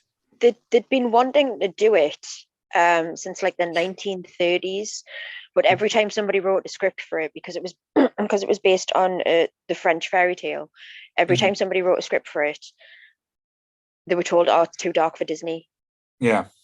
So they tried to do it in the 30s. They tried to do it in the 50s. And when you compare the Disney film to, I don't know if anybody's read the original fairy tale it was based on. The original fairy tale it was based on, she's got 7 sisters, and she never actually meets the Beast until right at the end. Because she's got 7 sisters and their parents die, and her sisters go off and they all get jobs, and they leave her to look after the house. And I think one of the sisters is ill, she's got to look after her, and she's left on her own. And the Beast looks in the magic mirror one day, sees her, and starts leaving presents for her to help her around the house, and becomes obsessed with her and all of that. And it's completely different to the Disney film. Yeah. So you can kind of see why it took them so long to get it right. Get where they were. Yeah. But I can't not talk about this when we're talking about Beauty and the Beast. Did anyone remember the old, was it the 80s or 90s TV show, Beauty and the Beast with Linda Hamilton in? George R.R. Martin wrote scripts for that. So the guy of Game of Thrones wrote that shit. I remember loving it as a kid, but I tried watching it not too long ago, and it why? Just the prosthetics. The lion, it looked like a lion. And once again, I not only had the Belle Barbie doll, I had the Beast, and you had a little like suit that you put over him. That's what I had. We had the sorry, we still have got them somewhere, probably the Happy Meal toys, where it was really creepy. It was Belle and she had a dress, and the top half of her was blue, so she had the blue dress, and then you took the dress off and turned her around and changed her, and it was the yellow ballroom dress. And I don't know if Michaela, anybody I think you remembers had them. these. I can't remember that at all. I genuinely think Michaela had these. Oh, Michaela got it and you stole it. Were these like hard plastic as well? Yeah. I remember. Yeah, you did. You had these. I remember them. No, but I did not steal my sister's toys. You just cut the hair off them. Cut the hair off. She got new gel pens. I needed to see how they worked. So, well, just get your scissors in your hand and cutting the hair. Right. So before it's stuck on all out war, we'll move on to my next pick. So this is my pick 3. So again, going old school with this one. It's one of the more problematic Disney films these days, but I absolutely adore it. I absolutely love it. It reminds us so much of watching it as a kid and wanting to go there and do it. Like they say, the directions was second star to the right and straight on to morning, going to Netherland, Peter Pan, who as a child like didn't fantasize of going to a world where you didn't have to grow up and you had to fight pirates and there was mermaids, questionable songs. Choices. Again, questionable choices. This missed my list by one. I was going to say, I thought Sam would have this on. This missed my list by one. It's one of my favorites. I love this so much. I did not see the racism in it because I didn't get it, and it wasn't until it was pointed out to us, and I was like, I am so stupid that I just didn't get it. But I'm so wrapped up in everything else that doesn't even play a part. It didn't. Like say, it was only pointed out when, like say, only a few years ago. Because I still watch this film with innocent eyes. It's so well. I said, if you get rid of the problematic part of it, it's so innocent and like it's just jovial. Like say, and it's a little bit of, again, I know it's like say, I know I talked about it last week. One of my special films I'll always love, The Wizard of Oz, has elements of this where at the end where it's like, you were here, like how the dad kind of looks like Captain Hook, and he says, I remember that from my childhood. But like the Lost Boys, like each character in the Lost Boys had it like turtles and like and things, and like the brothers, like I loved how John had his spectacles and his top hat with his umbrella, and like Michael with his teddy bear, and how Wendy Bird, who Tinkerbell gets so jealous of that she tells the Lost Boys to shoot it down because it's a new game. It's but amazing. like say, and having like so a villain, like say, I absolutely loved him, and I loved him in like say the live action remake Hook, where it was kind of like the sequel that never happened. Just being added to Netflix this week. Yeah, and again, talking about Robin Williams, it'll probably come up in the list somewhere. I've got a feeling, but yeah, like I said, calling them a codfish, and as soon as you hear the ticking of the crocodile, tick tock, tick tock, and seeing like his mustache twitch and stuff like that, and like it just reminds us of being a kid and wanting to act like a kid as well. Like you can be naughty, you can use your imagination and be daft. And I absolutely, again, I am a soft spot when it comes to animals as well. And like Nana, the big dozy dog, that was just again was just beautiful. And that again, it's just a magical film that I'll always love. I absolutely adore this film. It literally missed my top list by one. I think Michaela bought us it on DVD for Christmas a few years ago when it came back out again. It's just I just want to go there. Like, yes. I just want to go there, and I want adventures, and I want to just stay young forever. That's the main point. I absolutely love Hook as well. Like, I saw that on Netflix the other day, and I was buzzing. Do you know when it just shows you a little clip on Netflix? And I was like, it was when he was learning to fly, when he was like trying to remember to fly, and I'm like, fly, you've got to crow, and you've got to fight. Do you know what's really funny about Hook though is that you love it, I love it, like we all like have this like nostalgic with it. It's really hated. Yeah, it Steven Spielberg flopped, absolutely. Yeah, it flopped big style when it first came out. It What? like lost money. Yeah, it Mhm. like it's not like seen as like a good film at all. I'm sorry, but Rufio just makes Yeah. that film complete. How dare they? Rufio. Oh! I'm sorry. But yeah, but it was probably one of David doesn't like it. least Kev doesn't. made, other than Popeye, I think it was one of Robin Williams' least received films. Yeah, I've and I never think it's seen great. Popeye, but I've Oh, never okay. seen Popeye. I've never seen Popeye, but I think Hook is fantastic. Peter Pan is just, it's lovely and it's warm, and I am going to lower the tone a bit. So the little boy Oh, who God, here we go. I had to tell Michaela this while I was so upset when I read about it. So the little boy who does the voice of Peter Pan Oh, this is not what I was saying. was a rising star, and he was, offers left, right, and centre. But it was one of those things where when he lost his cuteness, he lost his charm, and Yeah. he literally went from being up here to down here. He got himself into some dodgy dealings. All right, so you went the Edward Furlong way. Well, he Maybe died. worse, he might have died. He died very young, and All right. because he'd made a name for himself on the wrong side of, He was forgotten. he was buried in an unmarked grave. Oh, His sad. mum couldn't find him. His mum went looking for him. Sandman. I know, What I about know. Disney? I know, but honestly, when I read about this, it broke my heart, and I was like, you know what? Everyone else needs to know it. Everyone else needs to share my pain, because it broke us. But yeah, his mum went looking for him, couldn't find him, and then Well, he's gone. you do know. I'm gonna butcher his name. There's J.M. Barrie, right? Yeah. J.M. Barrie. Mhm. Yeah. That Yeah. he like based on a family, and there's a film about like Finding Neverland, and all the Johnny kids that it's based on, like Mhm. suicide, war, like died in the war. Well, like that's- just do that's do the- like. That's the proper dark Disney theory behind this film, though, isn't it? Like Peter Pan was the ferryman for kids' souls, and Neverland was heaven for them. Oh my god! Oh my God. No, that? I did read about that. I think You've never heard that? you told Honestly? us, Charlotte. I think you posted about it. That was the first thing because we're talking about like dark tales of Disney and stuff. Oh, Bloody that's hell. But- It's been going on I think- for years. Yeah, but I think that's quite Let poetic. me and quite, drink more quite- wine. Yeah, I quite like that idea though. Like, say, the Lost Boys, all the kids that's been lost, but Yeah. they go to the happy place. Like, to be Oh. honest, but like I said, Netherlands, like say, would always have a special thing. But Wow. It's such a timeless kid story. It's It so is. timeless. It Like really we've is.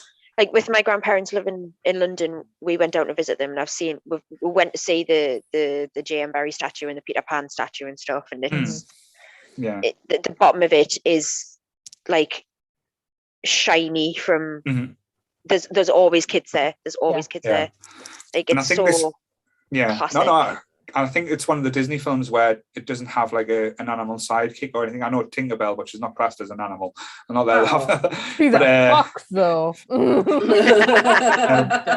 I absolutely, again, when I was a kid, I was one of them weird kids No. that when after watching Peter Pan, I start trying to like chase my shadow, think my shadow was going to escape. I thought you were going to say something else. No, not that creepy. But no, yeah. So Peter Pan had to be on my list just because, like even when I went to Disneyland Paris and you went to Peter Pan ride and you go around, it's all in Yeah. French. So I didn't know what they were saying, but I was like, I didn't care. But yeah. I've done the American one, I've done the Paris one, and I did not care. I It's funny absolutely though, loved Paul, it. because your choices, I think it's quite hard to have in quotation mark masculine choices, because obviously I think I'm not really that. To obviously- be fair, I'm not the most No, masculine I'm not of people. saying that. I'm just saying, anyway. a lot of Disney films are very feminine, Mhm. like Mm. like black and white, like not like Mm. very Yeah. like princess man kind of thing, like very. They are Black very women. much aimed for like a female audience. Yeah, I'm just thinking like, because I'm not like we've said Jungle Book. I know that was Charlotte's choice, but like Jungle Book, Lion King, Peter Pan, I quite like maybe even like ambiguous a little bit more with like the Mhm. audience, Mhm. and they're the ones actually that I don't Mhm. connect with, Yeah. and I actually really connect with more. One of my choices isn't that, but more like the princesses and that, and Yeah. like Yeah. like me and Sam grew like obviously grew up together, but like we were never girly girls. No. Too. Yeah. Even though like No, had Barbies and Disney, like never really Yeah. was a girly girl in like that stereotype. No, we had a mum. We had a mother who was very ahead of our time. Who, you know, we chose ourselves basically. You know, we did if we wanted to wear a dress, we would wear a dress. If we wanted to wear, you know, shorts and t-shirts and jeans like that, we would never. My mum the girly exactly aspect. the same. Yeah, the girly aspect was never put on us. If like I didn't do the Barbie dolls or the dolls and everything like that, she did. That's what she wanted. But my mum never forced upon us. She didn't even allow us to have any toys that represented female, like, you know, hoovers and ovens and stuff like that. Yeah. She wouldn't allow us to do any, like, have toys like that because she wanted us to find ourselves. Yeah, she's a great mum. I was just wondering because like my partner, and I said this in the my epic cat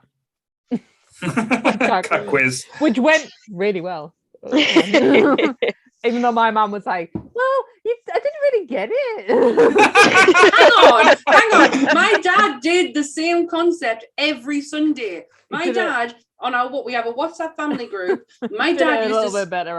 He used to do a quiz, and it was picture based, and we all had to like thumbs up that we got it, and then give our answer straight away.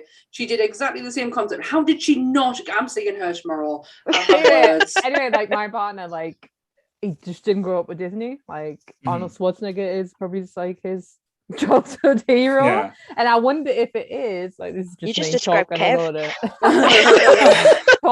of shite. Is that maybe it's because it is very fit? Like, is Disney very in a very stereotypical way, very feminine? I don't know. I think the magical element. I always grew up like loving them type of stories. Like, say, even like reading the books and stuff. I was just more interested in stories, like anything I could get my hands on. Like that's why I love movies, because that element. Like, say, I don't have a favorite genre or a favorite type of movie. I just like taking it in, getting experiences. But things that, because like I say, I am the ultimate 80s kid. Like I say, anything that reminds us of being a kid will always hold stronger in my heart. That's why I love like Disney films, because like, it reminds me of my dad. My dad, again, he's like a complete Disney nerd as well, and like and I got that aspect from him. So whenever a new Disney film grew out, because I used to love it when I loved how hard it was to get Disney back in the day as well, because you remember they used to come out in the pictures, then they used to come out in video, but the video release was only for 6 months, and you couldn't get it, then it was gone again, and then you'd had to wait for the film to be released again, and that aspect, it was kind of like treasured, so you kind of treasured it more when you got experience it. So and they used to, like, because you couldn't see the old like Snow White until it was released in the cinema, and then they made a big deal when it was released in VHS, and it was taken away. Then it was released in DVD, it was taken away. But they don't do that anymore. I think it's quite like a lost art that doesn't really, it teaches the patience in a way, but teaches you to appreciate it more. Now we've got like all these different things. You can get your hands on anything pretty much anyway. And we're very spoiled, aren't we? Yeah. Oh, completely spoiled. Spoiled for choice. Are we ready for my next one? Because I'm busting at the seams to get this one out before Charlotte does. Before you do, can I just show you Paddy? Can you see him? Oh, I don't need to see that. Bless. He's having a great time next to us. Sorry, Sam, go ahead. Right, so mine is Moana is my favorite. I love it, but it's a new favorite. This is my all-time favorite. It's from 1951. I have Charlotte. I have two major big tattoos of my love for this. It's Alice in Wonderland, and I had to get it out before Charlotte did, because I know it's on my list. You're joking. And I'll tell you why it's not. I'll tell you why it's not on my list. It is. I might have mentioned before, in the group, I am Alice in Wonderland obsessed. This is why I thought it'd be there. Are you the voice that said if they don't fucking say Alice in Wonderland on the child? I knew somebody was going to say it. I knew somebody was going to say it. But the thought process behind my list was Disney films that I love because they're Disney. Okay. And like I think I mentioned it when I jumped in on Jules Hour, I love Alice in Wonderland because it's Alice in Wonderland. I don't love it because it's Disney.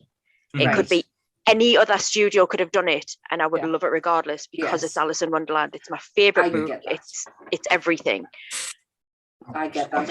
It would be in my top. It would be in my top 10 Disney. Yeah. Well, I genuinely thought it would be in top 5. I genuinely thought it would be in here. So never mind. It's in mine. No, I'm happy to talk about it for hours. But I am the opposite though. Like I liked the book because I love this movie. Like I wouldn't have known about the book. I probably would have known like my mom, but I would have. I prefer like my tattoos are inspired around this and not the book. I wonder if I can actually. I've got loose legs on, so there's me. Who are you? I'm not going to show you my other one because it's not finished. And if Beth ever sees this, she will be reminded that it's not finished and it's been sat there for years. It's on your boobs too. I've got a big Alice. I've got a big Alice right there. Oh, with the Cheshire. Nice. I don't know whether I can. That looks really bad. Yeah, no. I can kind of see you. Yeah, it's got. I'm not going to get tattooed. I'll be back in a sec. No, I adore this. But Michaela knows how much I love this. Like, I think you bought me it on DVD, but it's got a Greek. It's got the Greek titles on it. Yeah, it's all in Greek because they are very hard to get a hold of. What have you got? So this one came all the way from Australia. Mm-hmm. You can't get it in the UK. Is it the one I think it is? Yes. Oh. So it's a Cheshire Cat Funko Pop. It was the 65-year anniversary. 65 quid. 65 anniversary. No, I paid a tenner. It's worth about 60 quid now. So yes. Did that bring their value like? Oh yeah. Yeah. They were like. I sold me RuPaul ones for over 120. What? I thought they were like Beanie Babies. I sold Ru for 40, Sharon Needles for about 25, but I sold Trixie Mattel for 120 quid. What the hell?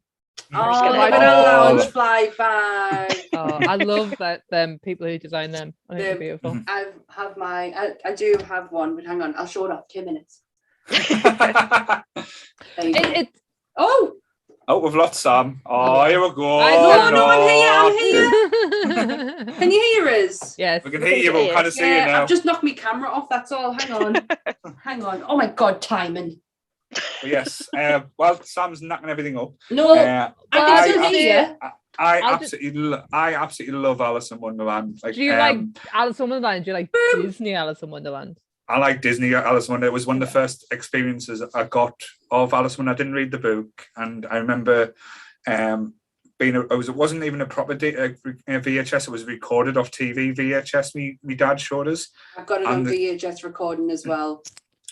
And the colours, and the colours. Like that's the thing that stood out for me because I other than Wizard of Oz, when it goes from black and white to Technicolor, I hadn't seen anything like as bright and as bold and as artistic as Alice in Wonderland, because everything like the shapes and how they use things.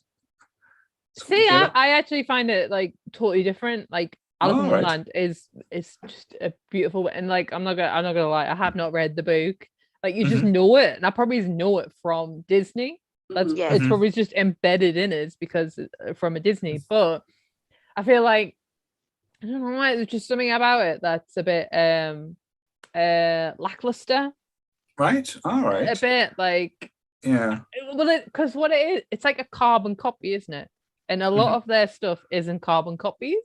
Yeah. You know, like as you said, Beauty and the Beast, it took them fucking 60 years or something like to develop that story. Alice in Wonderland is just Alice in Wonderland, really. It might have chopped and changed, but it's very much the story. Tell us I'm wrong. The basics are there. It's not as dark as the book, I don't think. It's nowhere near as dark as the book. It leaves out the Jabberwocky. It leaves out. I think Tim Burton's Alice in Wonderland was probably closer to the book than the animated one was a short story. I didn't think it's a short story. It's mixed. It's all. It's mixed within it. Yeah. We used to have a book that had a lot of the poems and like extracts and his Mhm. writings and that. And the Jabberwocky is one of them. 2 But, minutes. I hang have on, to go get it now. there's my bag. I'm not going to all that trouble of knocking my camera off. There's my bag. What's that got to do with Alice in Wonderland? Nothing. I'll be 2 No. minutes. Just wanted to show off her bag, but yeah. I did. But Look like I at say, Charlotte's book collection behind her. but I love like I say the elements in the film as well. Like I say not just the colours, but like the characters, like the White Rabbit. I'm late. Ed Wynn Mhm. as the Mad Hatter. Yes. And it has one of my March. the March Hare. It Yeah. has one of my favourite lines in is the March Hare and the Queen when he says, "What's that got to do with anything? Nothing, whatever." I absolutely love it. Love that line. It's so they do it better. I do not do it justice. What you So got, what have you got to show Charlotte? us, sir? It was one of the first Christmas presents Kev got the first year we were together. Wow. It's leather that's bound. Really beautiful. Yeah. And it's Have you broke the everything. spine? I haven't. Thank It's God for that. on the Alice in Wonderland shelf. Yeah. Which Kev I've done well. literally- Well done, Oh, Kev. the Walrus and the Carpenter. That story breaks my heart. Well, oh yeah, because as you Uh-huh. just said, we were saying the Jabberwocky isn't Alice in Wonderland. Well, that's a separate story, isn't it? Yeah, it's like Yeah. all. So they woven did do in. the separate stories. Mhm. Mhm. Mhm. Oh, It's yeah. all these poems and it's everything. So We had something very similar, not as classy, not as fancy, but we had something very similar like that. Because I always remember the Jabberwocky being having its own section and having like a picture of interpretation of the Jabberwocky, and then the actual bit. Yeah, that's really fancy book that made. It's Very gorgeous. fancy. It It's is. I've stunning. got hundreds of copies. Well, I say hundreds. I've got Mhm. a lot of copies of Alice in Wonderland. I think the most precious one is probably it's from the 1940s. My sister got it, and it's got like all the original color plates and everything in. Wow. And Wow. it's beautiful, absolutely beautiful. We went to there was a Alice in Wonderland exhibition on at the Laying Art Gallery in Newcastle 5 years ago ish, and the 1940 copy that I've got was part of the exhibition, and I was so yeah. happy. I was just like, oh. I But yeah, remember Alice in Wonderland is I remember doing my I did an MA in curating. That's what I do. And I remember doing like this whole like, okay, I'm gonna do it. Like you had to do like a project, but you didn't have to actually do it. And it's like, what would you do? And I was like, okay, I would do like some sort of like Alice in Wonderland thing. And I remember this person from some sort of farty London shit. And I was like, well, Alice in Wonderland have like loads of connections to Sunderland. And they were like, oh, do they? I was like, yeah. And she was like, oh, I didn't know that. And I was like, there's actually a comic. I say it's a comic. It's more of a graphic novel called Alice in Wonderland. Yeah, I remember that. Because didn't he have like a little home up in South Shields or something, or was it Seaburn? Whitburn. Roundabout there. And I think he wrote. So there's a walrus in Mulberry Park. Yeah. And they wanted to, because I think he wrote them up here. He used to come on in some of the inspired by here. And they wanted to make a little because Sunderland is totally Wonderland. And they wanted to make a little like carpenter sculpture next to him. Yeah. But yeah, we have a nice little connection Sunderland to Lewis Carroll. Yeah. Lewis Carroll. Yeah. There's also another book that I'm gonna lower the tone again. Oh god, here we go. It's not dead. It's not death. It's actually a graphic novel by Alan Moore. I think I've mentioned it on the podcast before. It's called Lost Girls. Yeah. You will never look at Alice, Dorothy, or Wendy from Peter Pan ever the same if you read this book. I don't want to say traumatized. I was my eyes were open. Yes. Very much open. Yeah, bless you. It is unreal. Just want to shout out, Charlotte, you've got a friend in the chat room as well. Emily from the Lord of the Rings podcast is saying she's got a super old copy of Alice in Wonderland from 1939 as well. Is that So- Emily? Yeah, so she's. I didn't realise that was Emily commenting. Hi, Emily. Should we But have yes. a competition of how old we can get our books?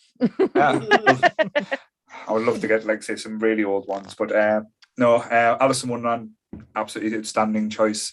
I'm gonna have to use one of my backups now, so thanks, Sam, but I've still You're got my backup. You So now- didn't even have to say. It's fine. But now we're back to Michaela's fourth pick now. Is it me? Yes. Well, which one should I go? Okay, I've got two, haven't I? Yeah. Oh, I was totally going to tell you about it. Can I just slightly slip this in? You know how you were talking about the what makes a red man red and how like disgusting it is. Do you know who Leonard Maltin is? He's a film critic, quite a famous film critic. He's in Wasn't he- Gremlins too. Yeah, wasn't he the critic that was based Ratatouille on, a type thing, the food critic on? I'm not sure, but he is in Gremlins too. Anyway, he does a beautiful review on, I think it's honestly just on a podcast about Dumbo.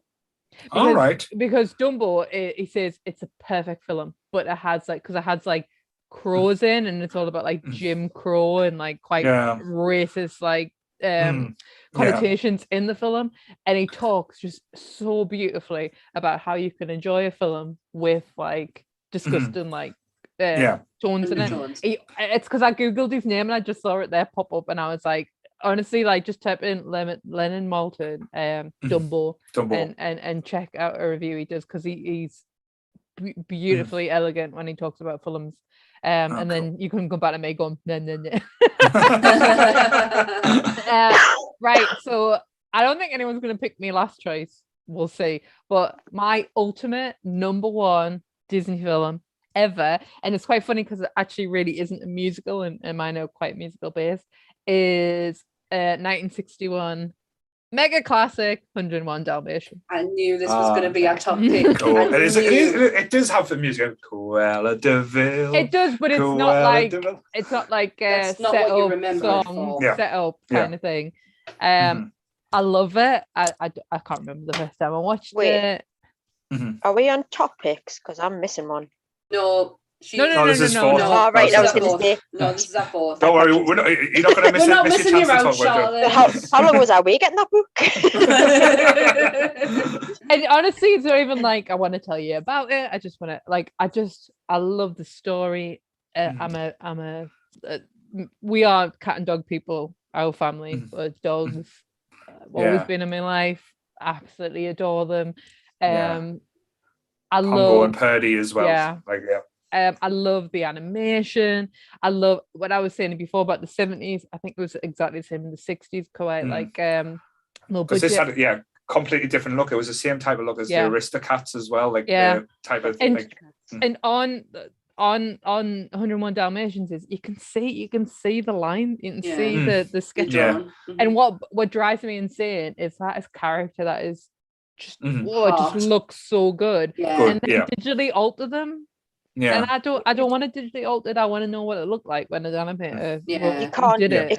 It makes the film so unique as well, because you could draw it frame for frame and try and like replicate it, but it wouldn't be the same, because it would have the little imperfections and And I got Beauty and the Beast on DVD, and I did it with that, and it's like just they make it like they've got like little plastic surgery. It's the most expensive DVD I have ever 101 Dalmatians. 101 Dalmatians, because it was on its first release in years. And it was around Easter time, and I was in HMV, and I was like, I'll get it for Michaela. I guess. So it was so expensive. We were looking at nigh on 30 quid.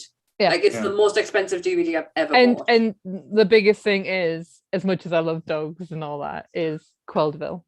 Cruella de Vil. She is one of the scariest villains in Disney. Like even like you can see her going from being horrible at the start, but going manic and like turning into basically the devil towards the end, when you see her hair like spiking up in her eyes. Jesus, them eyes kind of lives with you forever. I loved her. I love her. And see it. They really. You had a Barbie of I had a Barbie of Cruella de Vil too, yeah. It was probably when they made the live action, it was the one thing they really got right. Glenn Close was I was going to say, Michaela, you really liked the live action absolutely one. perfect. Yeah. I don't even get like I watched Cruella, the Emma Stone thing. Oh yeah, I really enjoyed it. I didn't mind it. Like, it was the first film after lockdown, so I was, I'd love anything. I found good and bad in it. Don't get us wrong, but to me, it's like I don't need to see a tiny little waif of Emma Stone. I want to see Glenn Close. Yes. Yeah. She was incredible. She was brilliant. Yeah, and like. Yeah. I do like Emma Stone, don't get us wrong, but like Fatal Cruella Attraction, de Vil, but Disney version, yeah. Cruella de Vil is everything. I just love one of them films where you're like, can't describe it. It's like that. It's just like I just love it. I love the tone. I love the thing. I love that it's England and not and like people have probably never. It was very English though as well, like because Disney didn't do England that much or well. If they can do it quite well. Not the cartoons wise. I also like yeah. It was cool, wasn't it? Like I say, it was nice to see that in the quintessential British as well. But like even the Darlings, like say, they were you quite like them as well. Like the owners, you like the little love story of how the dogs met. Yeah. And do you know how like Mary Poppins? Oh my god, what's her name? Travis. What's her name? Travis M's no. Travis. What is her name? Oh my god, that's going to annoy us. PM Travis, the writer of Mary Poppins. Oh yeah. She had obviously was really like had heads with Walt Disney. Yeah. If you look at that DVD I've got, the writer of 101 Dalmatians, Pamela Lydon Travis or PL Travis. Yeah. The writer of 101 Dalmatians, it shows like all the letters and how like she was actually really like loved it, like he was a part of it. I'm not saying Walt Disney didn't do what he wanted to do, but it was a really nice collab of two minds kind of thing. And it was just what was her name? Was it Dodie Smith or Jodie Smith or something like that, wasn't it? Yeah, something like that. I would have to Google it, but I've never read them. I never read them, but I just love it. Mainly just because of a childhood obsession, and there's not much more really. No, there's nothing much better. That's nothing more you need. Like again, I think the reason why 101 Dalmatians why it wouldn't be in like my top 5 is because it scared us too much as a kid. It's the same bracket as Pinocchio. If anyone's got Pinocchio list, you're a sadist. Yep. You're an absolute psychopath if you've got Pinocchio as a top pick. That's so funny. That and Dumbo. Yeah, Dumbo makes us cry. Dumbo. I don't like Dumbo. Baby, I will never watch it. I knew this would be one of your picks. Like I knew because I know you. I don't get it like she does. What? I don't get it. I've never have done. Not like she does. And she says that we've always been around dogs. We haven't. Of course we have. We were cat people, and we only got a dog when you were. I was about 11, 12. So when Michaela was a bairn, so she's always been around dogs. I've always been around dogs. There's only 6 years between us. It's not that much. I've always been around dogs. I've always had cats. We've had Hanny, Jack, Sal, the 3 new dogs. I've got a dog. We've always been around dogs. Well, I've got 2 cats. We're dog people. We've always been dog people. My grandparents had dogs that we used to look after when they used to go away, because we couldn't actually have one when we were growing up because my dad was really asthmatic. So we didn't get our first family dog until I was 18.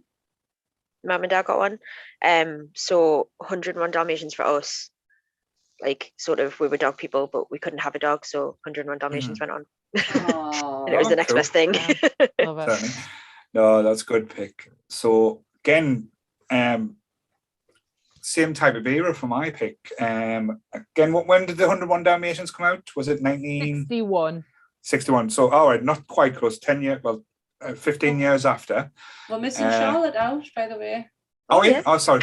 Yeah. You just missed Charlotte completely out. If you want to, Sorry. if you want to swap, we can swap. You No. want it?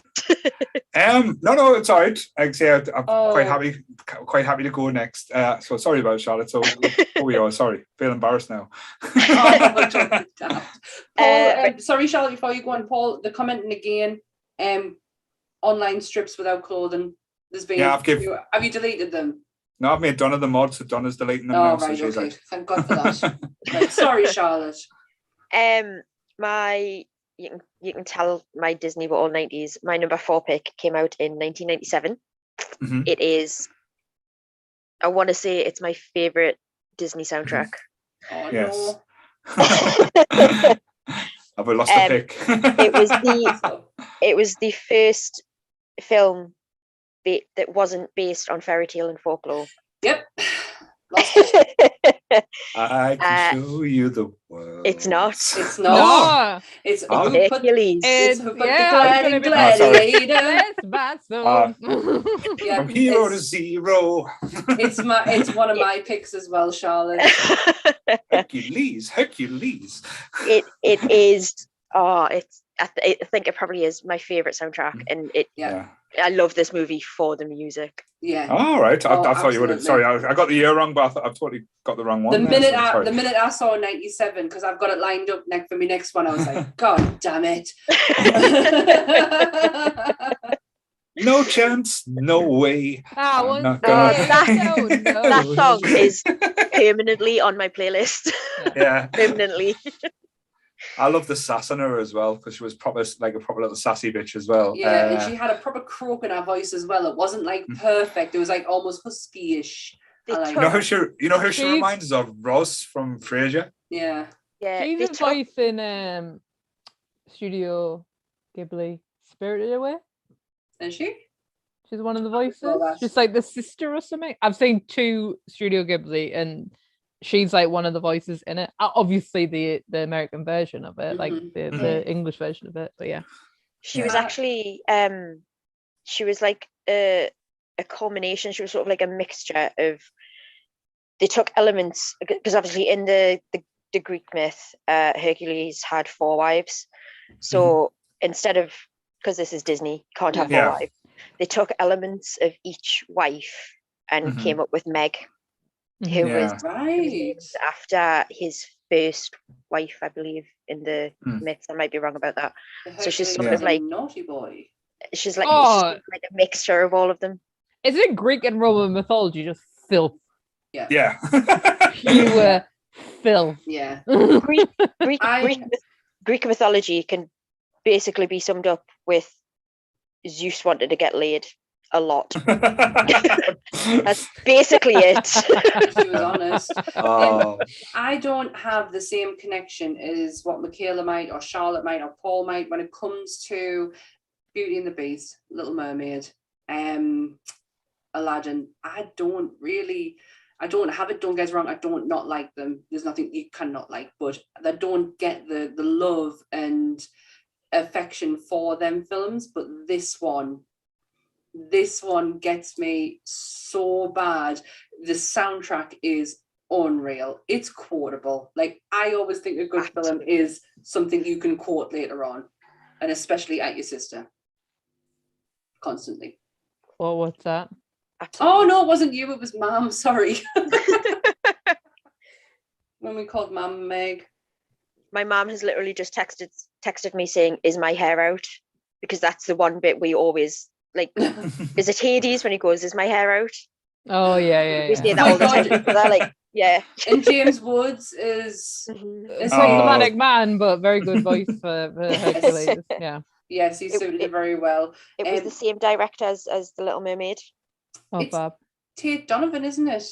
Yeah. And also the guy who plays the younger version of Hercules. So at the time, I was into boy bands. O-Town, Still is. shut up.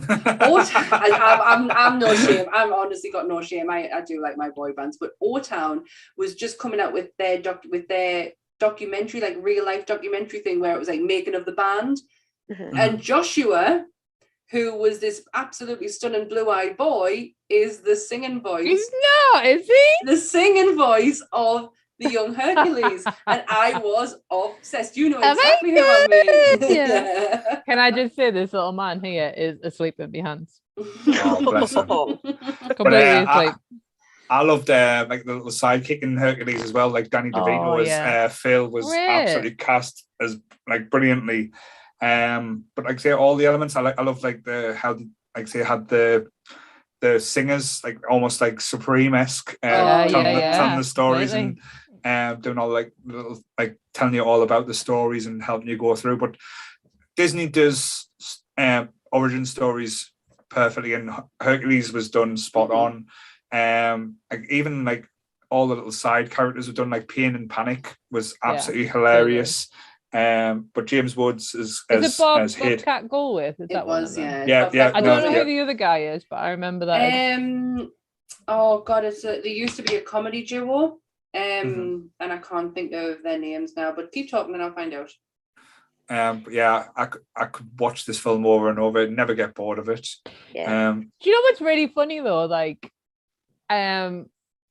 we, you know, like you got Cinderella, Snow White, Sleeping Beauty, and I don't know what everyone's last choices is. Don't get us wrong, but we've picked quite unconventional sort of choices, like Hercules, Emperor's New Groove, like more. These are like quite not newer, but like the film that they didn't do well. They weren't in the magical moments of Disney too. I think they're not vanilla. They're not vanilla though. That's the thing, because you could. Do you think because you can look at the cover of say Snow White and you know what's going to happen. There's not really many surprises, but Hercules, you think, oh, what's this going to be like? And it will surprise you. And like as you said, the tunes and as Charlotte said, the music is like. Yeah, and even the acting in it as well. Like the actors care, but I think sometimes back in the day it was just one tone. Yeah. Do you want to know who did the voice of Pain? You'll never guess in a million years. I think it's brilliant. It's the dad from Honey, I Shrunk the Kids. He played. He was Max Headroom, in the TV Pestilence series in Supernatural. Yes, he's also in Fear the Walking Dead. He's in. Oh my gosh, he's in Eureka, Orphan Black, Dawn of the Dead, Watchmen. We don't need his full background. Don't worry. Bloody, I was just saying, I was shocked at it. I didn't even realise he was in them. My apologies. When I was doing my notes and stuff last night on Hercules, what I didn't realise is that Disney actually took a really big gamble on this one. They deliberately made it lighthearted and got comedy actors and things in, because they got a lot of criticism for their previous two releases, which was Pocahontas and The Hunchback of Notre Dame, for them being too dark. Yeah. So this is the one that kind of like pulled them back. I've never seen Pocahontas. Pocahontas? Oh, it's on my backup list. Don't worry, it's if you've seen Avatar, you've seen it. I would never actually have it in me top anything Pocahontas, but the songs, like the story doesn't connect with it. Spirit in the Wind or something like that. Songs, just around the river bend and Paint All the Colours of the Wind. It's got, and like If You Only Knew Me, I think that's one of the songs, which like where they're talking like I don't think that's what it's called, but it's where he's captured. And they're singing to each other like I think it's a gorgeous film. I think with Pocahontas, I think the thing that missed a beat with me, I didn't like the artwork. I think they changed the style. I think they changed the style too much. It's like it's not Disney. It's not Disney. It's not Disney. Stunning. Like it's not, honestly, I think I've seen it once at a friend's house when it was on in the background. Like it is honestly not a film that's in my it would literally be quite at the bottom of the pile. Stunning. It's beautiful. It's beautiful. I mean, again, Pocahontas had her as a Barbie doll. So did I. When you put a dress in the sun, it changed colour. Bless. Hercules. I think it was one of the ones that kind of was fluctuating, but it never made in. Like say, I love it, but I don't have the emotional attachment to it.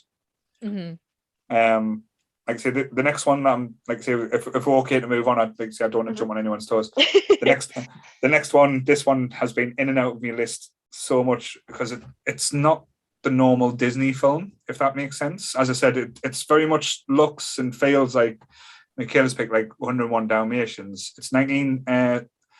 Sorry, I forgot to say 19. I wanted to guess it before you said it. Oh, well then. Is it Sword in the Stone? No. Okay. Not yet. I was like, it's gonna be Sword in the Stone. Sorry. No, I've got a feeling. I've got a feeling I might know what it is. oh, well then. Black Cauldron. Nope, it was the two characters, like the main characters, was Miss Bianca and Bernard. The rescuers. The Rescuers. So I know I got a sequel, Rescuers Down Under, but I love the rawness and the Rescuers. again, it's a Disney film that doesn't have songs or. Yes, I it does. beg to differ. I beg to differ. It does.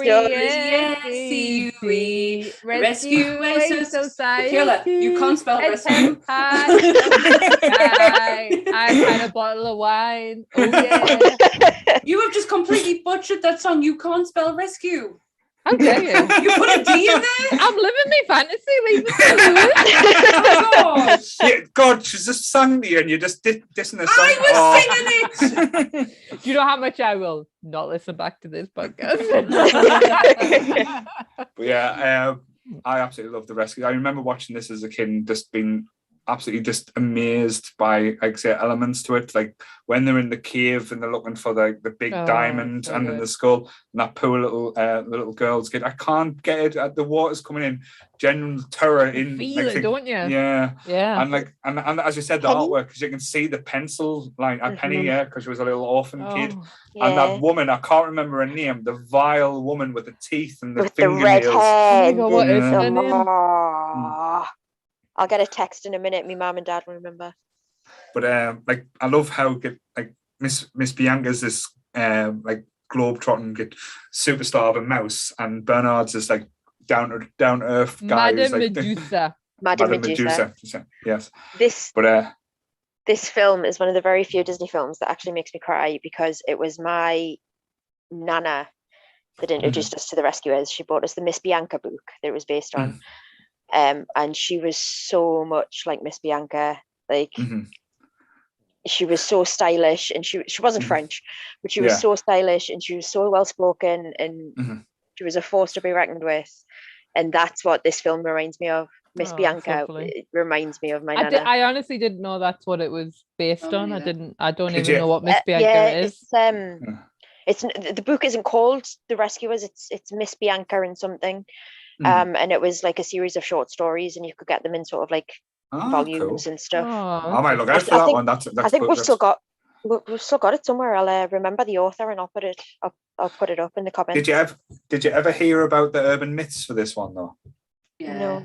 I've heard about the cock something or the there was a disgruntled Disney employee that got sacked or was getting thing.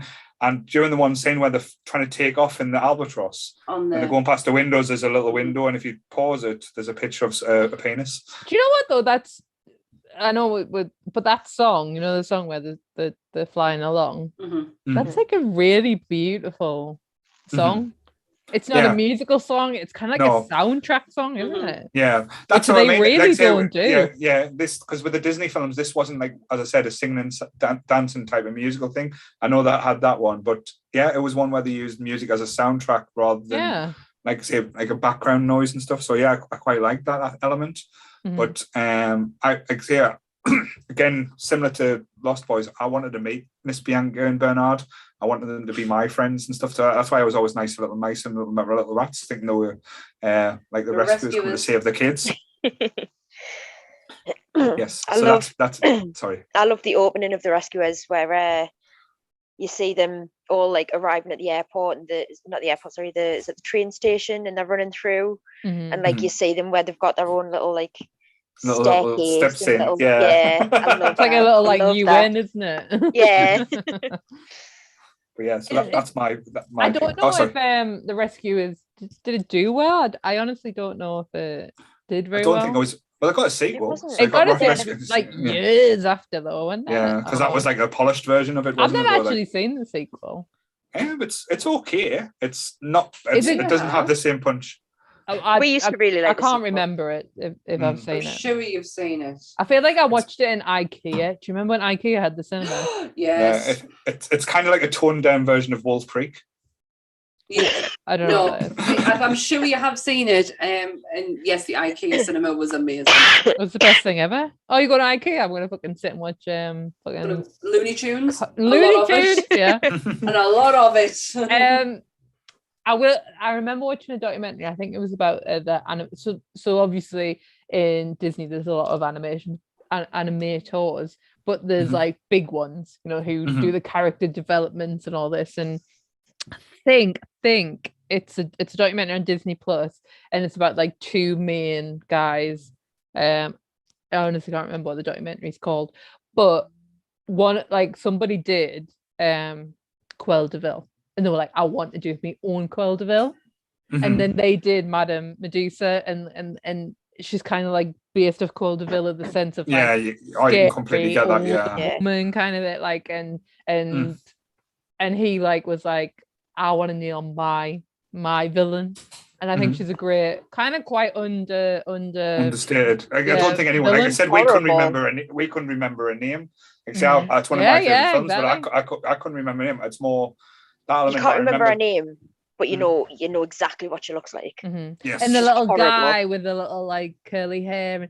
Speaking of cats, we didn't even mention the cat who's in the orphanage with her. That scene's heartbreaking. Oh yeah. Where he's sitting on the bed with her, just the old guy. talking, like heartbreaking. Disney do heartbreak well. Was it the two crocodiles or something? Madame Medusa's got the chaser. Yeah, the pet crocodiles. Yeah. Yeah. Yeah, but she uses them as bloody jet skis. Yes. Forgot about that. Yeah. But yes, so Sammy misses her fourth pick.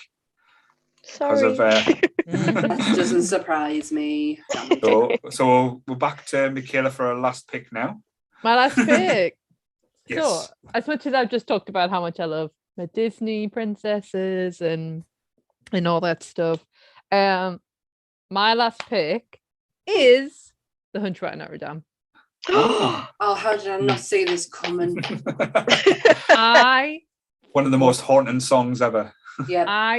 And again, it's all about the music.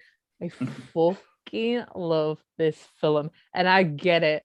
Why would Disney do like a Victor Hugo, about a quote unquote deformed man in a bell tower kind of thing, of like how it used to be. This film talked about. I think it's one of the most beautiful films ever. Not even just like take the Disney out of it.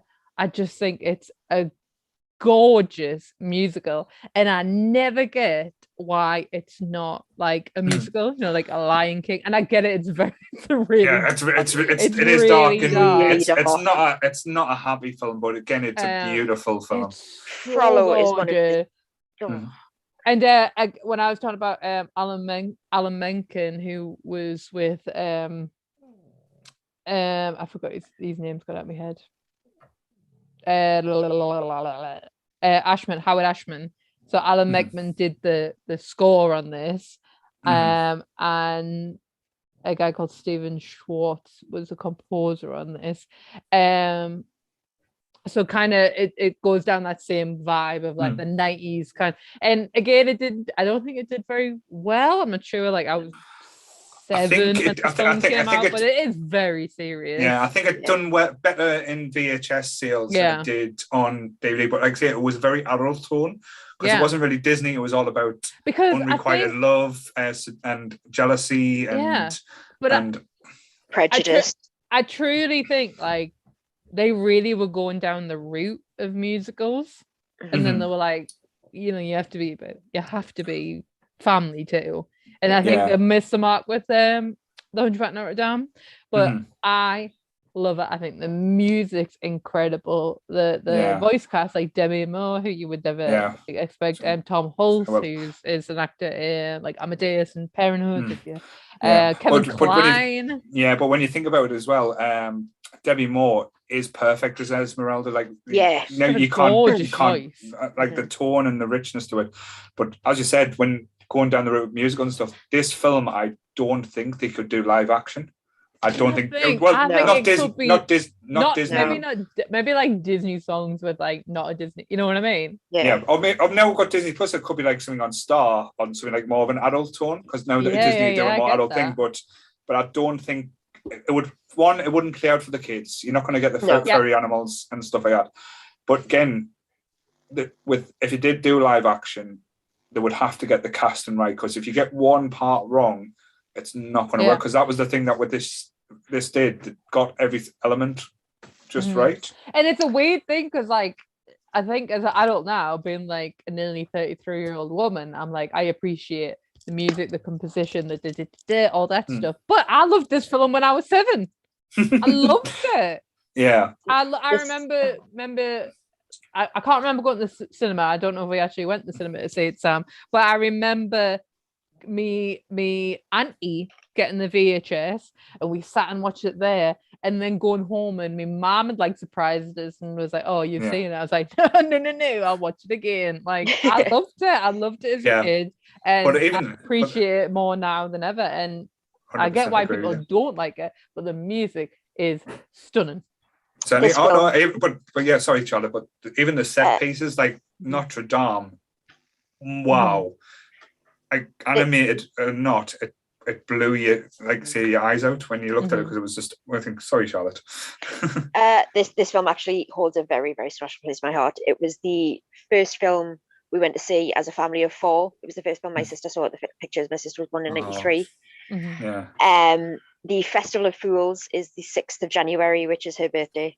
Oh. It's we watched it on the bus on the way to France when I went to France with the school as a kid. It's one of the first films. Michaela was talking about the animation there. It's one of the first films that I remember being truly amazed at, and it was the scene near the end where they pour, I can't remember whether it's molten metal or stone or something from the top of like the a Notre lava Dame kind of thing. And they pour it from the top of the cathedral, and the camera pans down and then pans out, and you just see Notre Dame Cathedral with this curtain of molten whatever it was. And it was one of, like, on the big screen at that age, it made me fall in love with animation. It was what it can do. I don't think they, like, say, the gargoyles, like, I don't know, like, they were like genuine entertaining to watch as well. I don't think they got the credit they're due. Some of the Cyclops got. Serious film, like the comedy relief is like 3 gargoyles, and even then it's like, what do we know? We're made of stone, and then you just see them like stone there, and it's Sam's like clenching her fist because she absolutely hates it. I don't hate it at all. I just know you like it more than what I do, and I should have seen it coming. Yeah, I absolutely love it. My mum's just pointed out. Sorry, my mum's just pointed out. It's oil that they pour from the top of the. Right. But like, and I know you said it's unrequited love, but I think it's more like a friendship.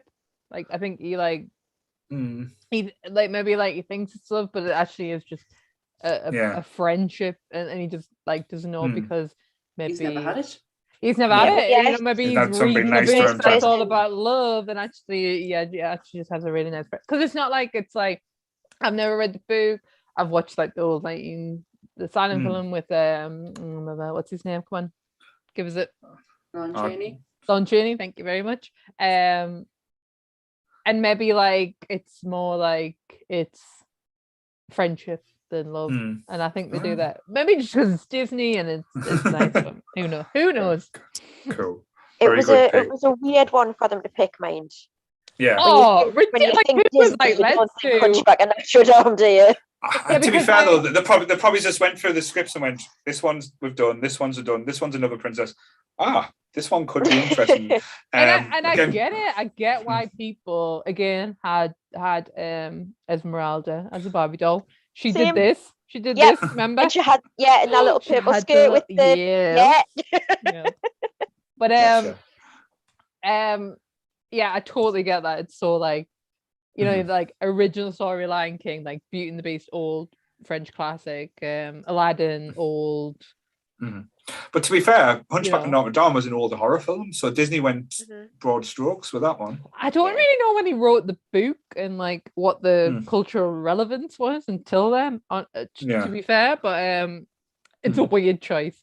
But musically, in a sense of a musical, it is fucking stunning. Yeah. It's one of the ones that do stand out. Like when, like, say he's the big bad guy. I can't remember his name now. He's going through through his big Frollo when he's going through his big like and it's turn, gorgeous. and it's just like you can't take your eyes off the screen, and it's mesmerizing. Hell, especially he was terrifying though. Like he's so sinister. Yeah, he really is. Like he was obsessed with Esmeralda. Like absolutely obsessed to the point where the audience, the age of the audience that the film was uncomfortable aimed at wouldn't have understood it. Yeah, totally. When you're older, you're like, oh. You're like, yeah, all right then, yeah. But like when you're watching it, you're just like, all right, like at that age, this is a bit intense. Sinister, yeah, absolutely sinister. Cool. So very good pick. So Charlotte, we're moving on to your last pick now. My last pick's just been mentioned. It was released in 1992. It has a magic carpet and a big blue genie. Yes. And it is Aladdin. Oh, Sam's scratching her head. Is it her pick as well? No. I was just looking at her face there. I was like, bless her. But yeah, Robin Williams' most iconic role, and he wasn't even on screen. Yeah. But yeah, he was born to play the genie, and I know we got the live action one, which wasn't a bad film. I haven't seen it. I kind of like. It's not too bad. Really isn't bothered kind of thing. No, but it's really not that bad. Like Will Smith did a bang up job for the fact that he was taking on that role. Yeah, he didn't try and replicate it. He didn't try. He made the role his own. Yeah, did he did. Instead of trying to. He just did Will Smith. Yeah.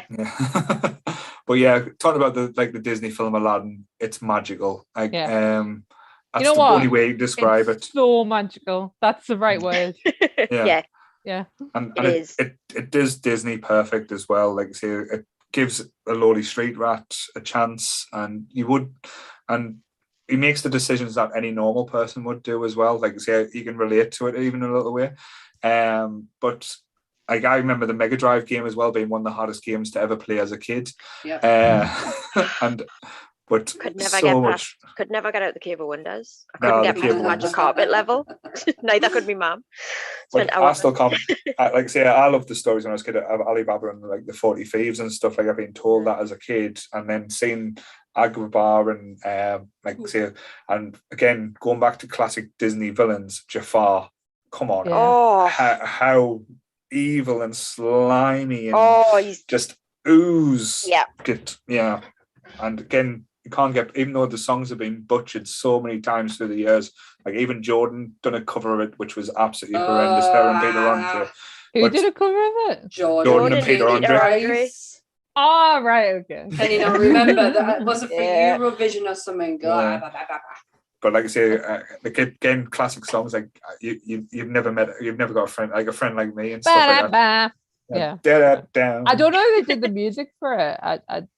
I don't care. I just loved it. I believe it had the same kind of feel. But I really don't have the same connection with this film as you guys do.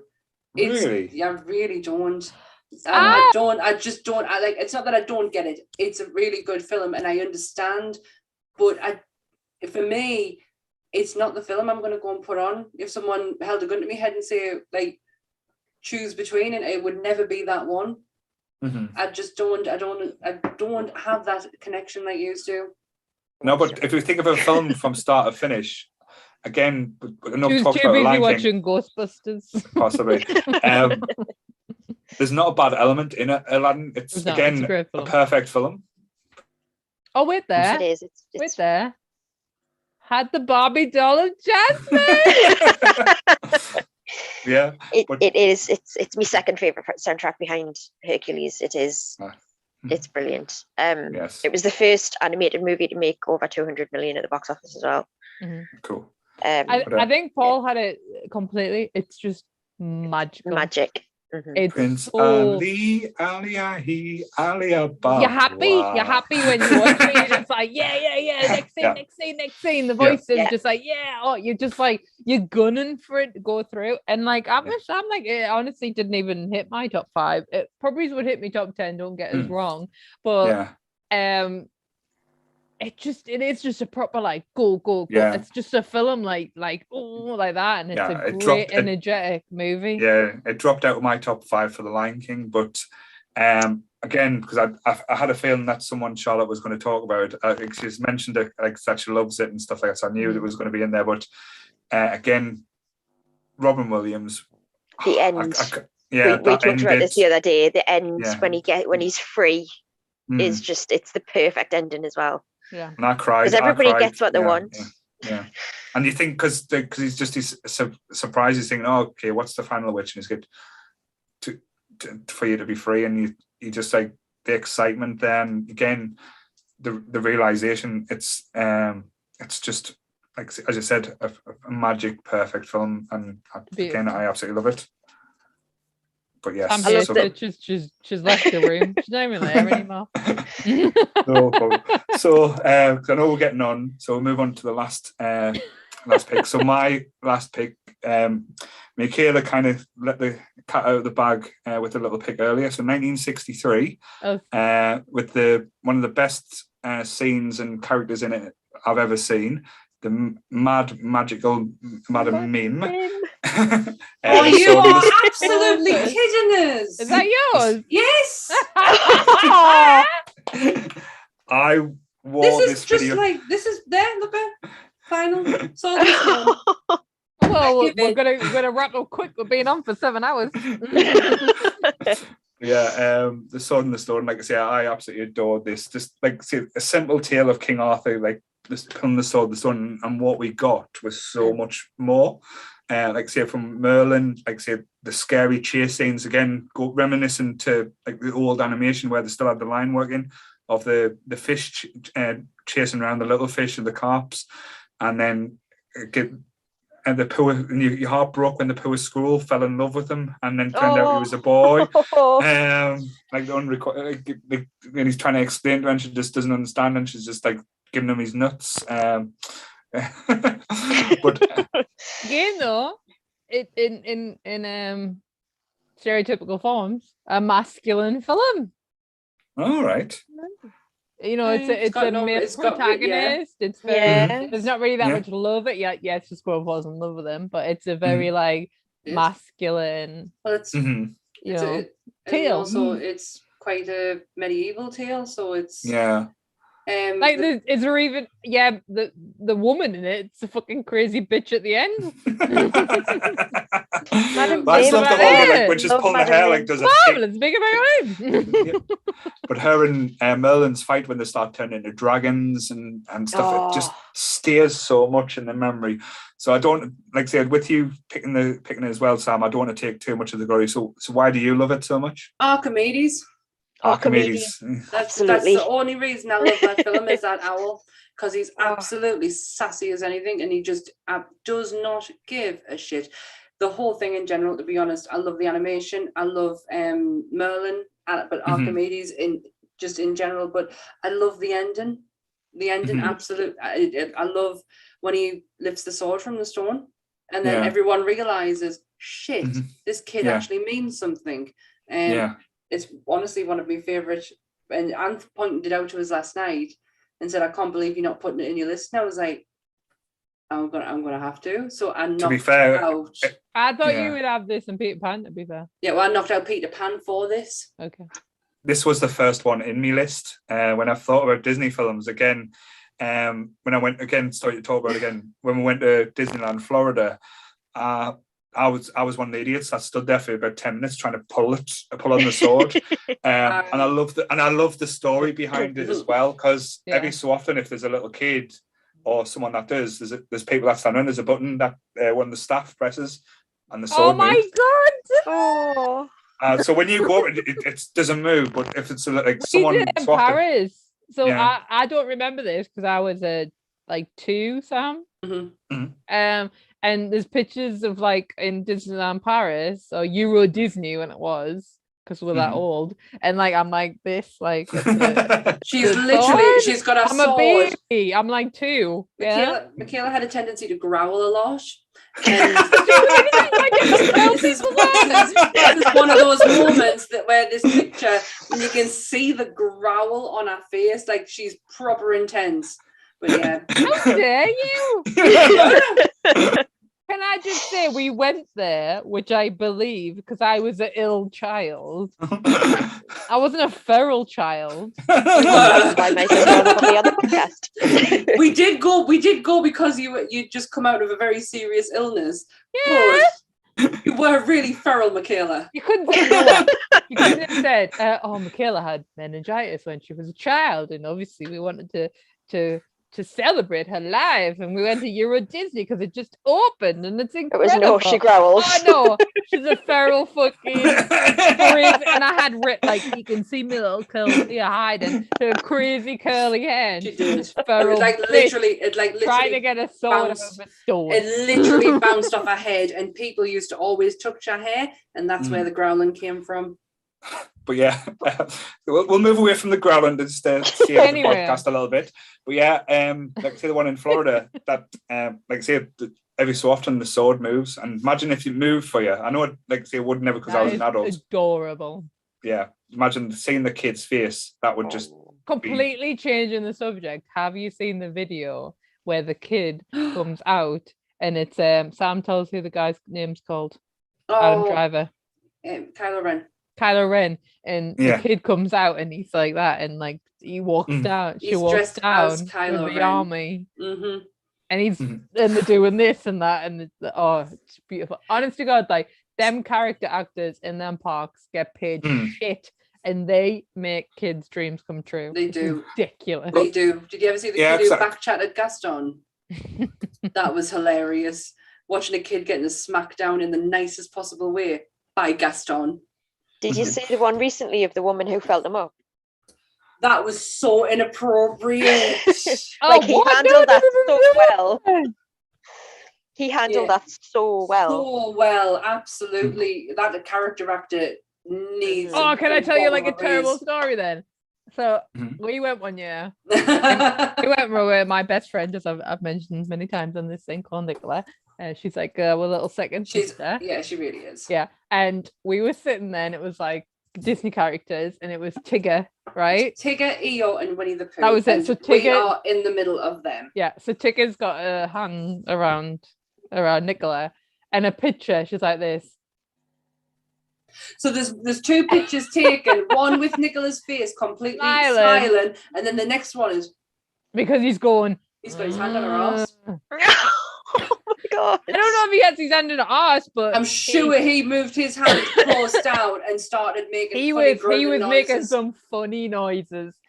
Oh dear. But her face in that picture is honestly, it's hilarious because it goes from smiley to... There was a news article He's fine, by the way. Again, I'm not bullshitting here, but there was a news article where there was an arrest made of a theme park person dressed as Tigger for being inappropriate.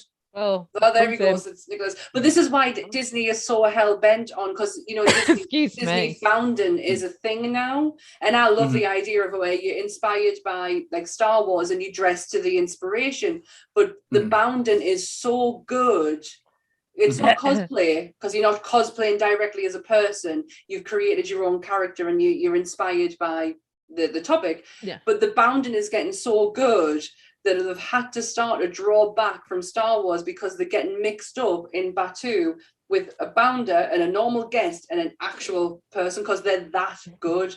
It is, honestly, if you check out anything on Instagram with Disney bounding or Star Wars bounding, these guys have such an imagination. Absolutely brilliant. So yeah, they had to ask them to tone it down because you were starting to look like actual character artists in there. But, Sorry, we went on a right tangent. We did. Apologise. Oh, that's fine. Don't worry. Like Like so, one of the highlights of the Sword of the Stone for me is just like, as I said, Merlin. But when he comes back from Bermuda and he's wearing shorts and stuff like that, it's just like quite a little bit of a nod. It's the washing machine, the washing scene where they're cleaning all the pots and pans, and it literally is just a loop on repeat. Like you are watching the same thing over and over again. They really did, but you did not care. Because the music and the songs and like just Merlin just dancing around. But for me, Archimedes makes that film. It's a funny one because I wouldn't have it in my top like 50. Oh, it would definitely be my top 10. Is this our last? Is this our last pick? Yeah, that's the last one. Yeah. So before we go and wrap up, I know we've been on for a while, bless you. What would you say would be honourable mentions as well that didn't quite make the top 5? My complete honourable mention, which was in my list until about like I text Sam today and I went, oh shit, I forgot about Mulan, was Robin Hood. Yeah, I'm actually really surprised the sexy fox even said Robin Hood. And I'm it's really funny because like your list. because to me like Sword in the Stone and them kind of films is like but I think people could, it's the same genre, it's the same era. I mean, it's the same just in the 70s. Robin Hood is on my dad's list. Adore Robin Hood. And don't get us wrong, I love Aladdin, I love The Lion King, I love the 90s. The modern ones really is Moana. I do love Frozen. I don't care what anyone says, it's a great film. And Sleeping Beauty, Cinderella, Snow White. I could even watch Bambi. No, Bambi's a hard watch. Pocahontas. Yeah, Bambi. The only ones I've never really seen is like Black Cauldron, Oliver and Company, them kind of like I've never seen that kind of thing. But honest to God, if I had all the time in the world, I would have just ranked them. That's how much I love Disney films. Well, I don't think it's going to be the last Disney episode, so don't worry about that. Charlotte, what would you say honourable mentions? I've got 2. Fox and the Hound, because it is Kev's favourite. Kev doesn't even have a top 5. I asked him for his top 5 and he gave us 4. Fox and the Hound is number 1. And Basil the Great Mouse Detective. Basil was on my list, it dropped off. Yes, it was on my backup list. I adore that film. I'm a big Sherlock Holmes fan anyway. Yeah. And that just was brilliant. Absolutely. I don't think Sam, you seen Basil? Yeah. I'm used to that, don't worry. Not seen Black Cauldron. No. Oh, hey, young lady, Sam, pick the honourable mentions. I don't have any. I struggled to pick a top 5. I know you're not a Disney queen. I'm really not. Honestly, God, you can actually suck my Showman. That's just not a Disney queen. We watch Disney all the time. So to say she's not a Disney queen, she can actually do one. Get in the sea, because you watch it all the time. It was always on. We went there. You can't even say you're not a Disney person. Sorry. It's not like you're a rebel. Someone's going to have an angry text message after this, I think. Well, she could do it. She might not have the nostalgia and shit that I have, but fuck off. It's amazing how this doesn't move, yet that just keeps on talking. Let's not have a domestic, girls. I really don't. Really don't. I don't. Everything that I said that I liked is already been mentioned. I don't particularly have an honourable mention. Cool. So moving on, mine would be, like I say, classic. One of the first picks I absolutely loved was Snow White. Like I say, that's first film I ever saw in the cinema. Yeah, like I say, it has a bit. No connection to it. No, stop it. Behave now. But yes, Snow White does have a bit of a magic tendency, like the Aristocats as well. That one, Oh, the like I said, Aristocats. just for the just a bit of jazz, and like I said, Music. again, a different time would have been. But again, Love Oliver the and Company, Aristocats. Basil the Great Mouse Detective. Again, I could just be going on and on about them, but yes, that's been quite a bit of a slog there, Precious. So we'll wrap up. So thank you, girls, for joining us on our first of our December picks.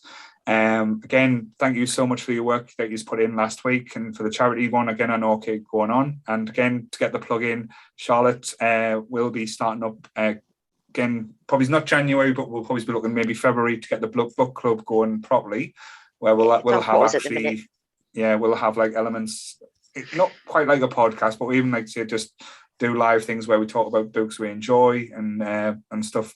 That is an element we're going to try and bring in just to get a bit more interest.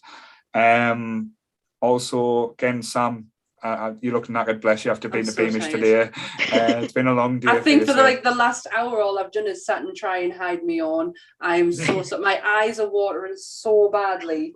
I've not felt fresh air like this in a long time. My face is on fire. Like honestly, the minute I come into the house, Beamish. Do you want to keep going? Oh, so yeah, I'm tired. There we go. So again, thank you for everyone who's logged in and watched live. Like I say, if you're watching like later at the time, I hope you've enjoyed it. I know again it's been a long one, but we do love Disney, and we do have a lot of fond memories of Disney as well. Again, being our age range, it is our childhood. I hope modern kids and modern teenagers I hope they still appreciate the way we do. Again, please join our Facebook group. It is a laugh. It gets funnier every day. Been great this week. Yeah, we've got a new king and King Jake, who's like I say, looking after the place, and finally. Sorry. Like I say, again, looking forward to getting Kev back on after he missed out last week. So looking forward to just actually having Kev on here. Seems as he just walked away last time.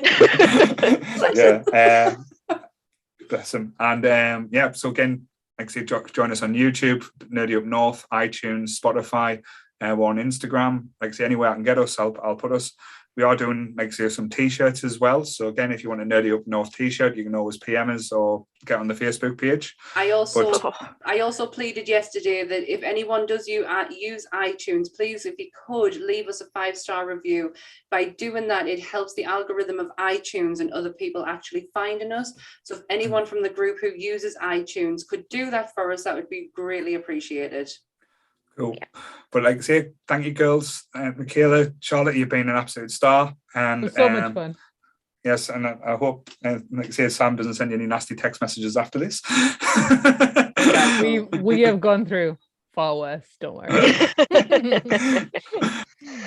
Who would think the first domestic was on a Disney podcast? I don't know. You should read our text. Very true. But yeah, again, like I say, thank you for joining us. Same bat time, same bat channel. Stay nerdy, everyone. Bye. Bye. Bye. Bye. Right.